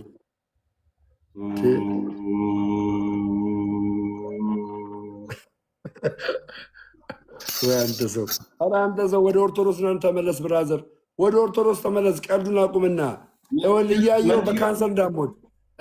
በካንሰር እንዳሞት እንዴት ነው የገባብኝ? በጌታ በኢየሱስ ባላ በኢየሱስ ስም። አዎ ቀደም ይኸውልህ ብራዘር፣ ያንን አድርግ። አድማጭ ተመልካቾቻችን 4 ሰዓት ሆኗል። ይበቃኛል። ነገ ጠዋት ከዮኒ ጋራ 2 ሰዓት ላይ ፕሮግራም አለን። ነገ ጠዋት ፕሮግራም አለን። ነገ ጠዋት 2 ሰዓት ላይ ዮኒ ማኛ ይመጣል። መምህራኖች እንደገና ይገባሉ። ጥያቄ ያላችሁ ነገ ጠዋት 2 ሰዓት አንተ ማንባቸውን ጨምሮ ጠዋት 2 ሰዓት ላይ መምጣት ትችላለህ። ነገ ጠዋት ሁላችሁም ነገ ጠዋት 2 ሰዓት ዮኒ ማኛ መምህራኖች እነ መምህር በረከት እነ መምህር ኤፍሬም ባሉበት እንደገና ውይይት እናደርጋለን። ከዛ ባሻገር ግን እባካችሁን ኦርቶዶክሳውያን ደሜ ኃይለኛ ጀግና ካልከኝ ፎሎ አርገኝ። ፎሎ ሳታርገኝ ደሜ ወንድሜ ኃይለኛ ጀግና ምናምን አትበል። ፎሎ አርገኝ ይጠቅመኛል። ያው የምልህ ከፍ ይበል ፎሎ ገባለ። ፎሎ አርጉኝ። እስቲ ፎሎ አርጉኝ፣ ሜምበር ሁኑ። ፎሎ አርጉኝ ሜምበር። እስቲ ፎሎ ሜምበር እስቲ ሊያችሁ 1 2 3 230 ሰዎች ፎሎ አርጉኝ ሜምበር። እስቲ በቃ ፎሎ ያላደረጋችሁኝ እዚህ ጋር ፎሎ የሚለውን ንካት። እስቲ ያደረጋችሁኝ እግዚአብሔር ያክብርልኝ። በእውነት ቴንኪው እግዚአብሔር ያክብርልኝ። ደሜ ጀግና ምናምን አሁን አንድ እንትን አለ አንድ ፎሎ ቴንኪው ሀብቴ አመሰግናለሁ። ሜምበር የምትሆኒ ቴንኪው ሜምበር የምትሆኒ ቤተሰቡን ቤተሰብ ሜምበር ሁኑ ማለት ቤተሰብ ሁኑ። እስኪ ቤተሰብ ሁኑ። አንድ ሰው ነው እስከሆነ ያደረገኝ ቤተሰብ ሁኑ። እንደገና ደግሞ ፎሎ አድርጉኝ። እስኪ ስንት ሰው አደረገኝ ፎሎ? እስከ 2 ሰው ነው ያደረገኝ። በስመ አብ ወወልድ ወመንፈስ ቅዱስ አሐዱ አምላክ። ሁለት ሰው ለምሳሌ እንደዚህ አድርጌ ቴንኪው ጳውሎስ ቴንኪው። ሁለት ሰው ፎሎ፣ ሁለት ሰው ሜምበር ሜምበር ሁኑ። ሜምበር ቶሎ ሜምበራችሁን አብሩ። ጥቁር የሆነባችሁ ሰዎች ሜምበር ማብራት የምችሉ ሰዎች ሜምበር አብሩ። ሜምበራችሁን አብሩ። ጥቁር የሆነባችሁ ሜምበራችሁን ንጉና አብሩት። ይኸው ጥቁር ነው፣ አብራው።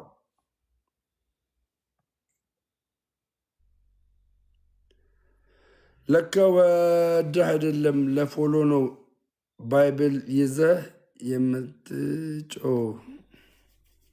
እውነትን ነው። ቴንኪው አመሰግናለሁ። አንዳንዶች ዘሪ ሰምቲንግ ነው። እኔ ምንም ብሰርቡኝ እኔ ነገርኩ። በቃ ያው የቅድሙ ሰውዬ በጣም ቴንሽን ፈጥሮብኝ ነበር። በጣም የቅድሙ ሰውዬ በጣም ነው ቴንሽን የፈጠረብኝ። ይህ መናፍቅ ነው፣ መናፍቅ ቤት ነው እንደገባሁት ምናምን አላለበት። በጌታ በኢየሱስ ስም እዲ እግዚአብሔር ድረስ ማርያምን በጣም ሼም ነው። ለማንኛውም ሜምበር እየሆናችሁ ቴንኪው። ሜምበር እየሆናችሁ ሜምበር ሁኑ። ቴንኪው። ሜምበራችሁን እያበራችሁ እዚህ ጋር 40ኛው ላይ ገብታችኋል። ሜምበር ቴንኪው። ዲኤች ሜምበር እያበራችሁ ቴንኪው ኤቭሪባዲ። አመሰግናለሁ ማርያምን በጣም አይላክትዘም ዋው ማካረኛ አስታይላክትዘም እስቲ ሜምበር ሁላችሁም አብሮ ሜምበራችሁን ቴንኪው። ጋድ ብለስ ዩ። በጣም ነው ማመሰግናችሁ። በጣም ነው መወዳችሁ። በጣም ቴንኪው ስለነበረን ቆይታ ቴንኪው።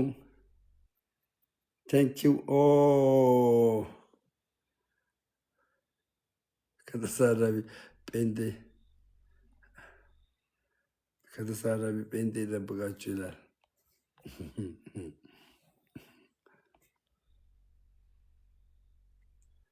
እሺ ቴንኪው ሁላችሁም። ሜምበር ፎሎ እስካሁን 5 ሰው አድርጎኛል። ቴንኪው። ሜምበር ፎሎ ሁላችሁም ሜምበር ፎሎ አድርጉኝ። እወዳችኋለሁ። ነገ ጠዋት 2 ሰዓት ላይ እንገናኛለን። እስከዛው ድረስ ግን ሁላችሁንም እግዚአብሔር ያክብርልኝ። ኦርቶዶክሳውያኖች ባላችሁበት ቦታ እግዚአብሔር ያጽናችሁ። ከሚናወጥና ከሚንበለበል የሐሰት ትምህርት እግዚአብሔር ይጠብቃችሁ። ከሐሰት ትምህርት ማርያምን ነው ምላችሁ። ቴንኪው አባቴ ዴጅ ጊፍት ይላል። ጊፍት ከሐሰት ትምህርት እግዚአብሔር ይጠብቃችሁ። ከሚወረወር ከአጋንንት ፍላጻ እግዚአብሔር ይታደጋችሁ።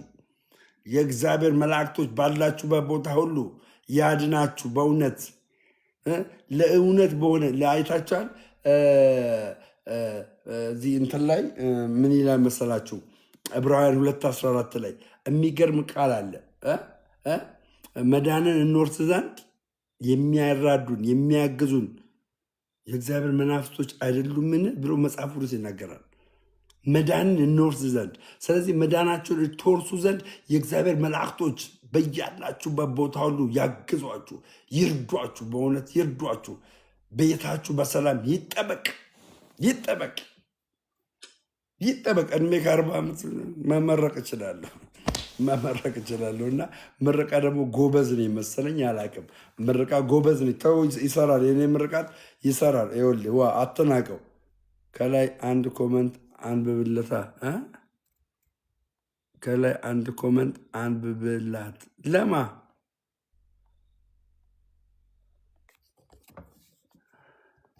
የምንድን ነው? የምን ኮመንት አላየሁትም አባቴ። ቴንኪው ተወዳጆች አድማጮቼ፣ እግዚአብሔር ይባርካችሁ። ቴንኪው በጣም ወዳችኋለሁ። እኔ አሁን 3 ኮፍያ እፈልጋለሁ። አሁን የመጨረሻ 3 ኮፍያ። አንዳንዶች እንትን ነው የሆነ የውሸት ፌክ አካውንት ምናምን በውሸት እንደዛም አለ፣ የእውነትም አለ፣ የውሸትም አለ። ለዛ ነው መልስ ማልሰጦች አባቢ። 3 ኮፍያ ወይ 3 ልብ? እስቲ አንድ ኮፍያ ዳይ፣ አንድ ኮፍያ ቡን፣ አንድ ኮፍያ ከቦን። ማን ነው ቀዳሽ ቡን የሚያደርግ? አንድ ኮፍያ 1 2 ወውድ ይችላል። 2 ኮፍያ ይቀረኛል። በቃ ቤቱን ልዘጋ ነው። 2 ኮፍያ ይቀረኛል። 2 ኮፍያ 2 ኮፍያ ዋን ሞር ታይም የመጨረሻ 2 ኮፍያ ለቤቴ ነው። እናቴ ትሙት በቃ 2 ኮፍያ ዳይ አንድ ይቀራል። የመጨረሻ አንድ ይቀራል። አንድ ዋን ሞር ታይም አንድ ይቀራል። ጂሰስ ክራይስት ምን አይነት ነገር ነው ባካችሁ? 2 ነው። ባለቤቴን አናግረው እያለች ነው። ማናት አባቴ? እስቲ አንድ ቁጥር ጻፊልኝ። ዴች 2 ኮፍያ ይቀራል። ጋይስ ከሞን 2 ኮፍያ 2 ኮፍያ። እስቲ ማነሽ እናቴ ባለቤቴን አናግረው የምትይ አንድ ቁጥር ጻፊልኝ እስቲ። እስከዛ 2 ኮፍያ ከሞን 2 ኮፍያ 2 ኮፍያ ከእንትና ጋር ሙሉ ያዝ እንደ ጋይስ ከፍቅር ሲዝም ጋር 2 ኮፍያ 2 ኮፍያ 2 ኮፍያ የመጨረሻ 2 ኮፍያ የመጨረሻ 2 ኮፍያ። ኦኬ እሺ 2 ኮፍያ እስከዛ 2 ኮፍያ 2 ኮፍያ 2 ኮፍያ ብቻ ከሞን 2 ኮፍያ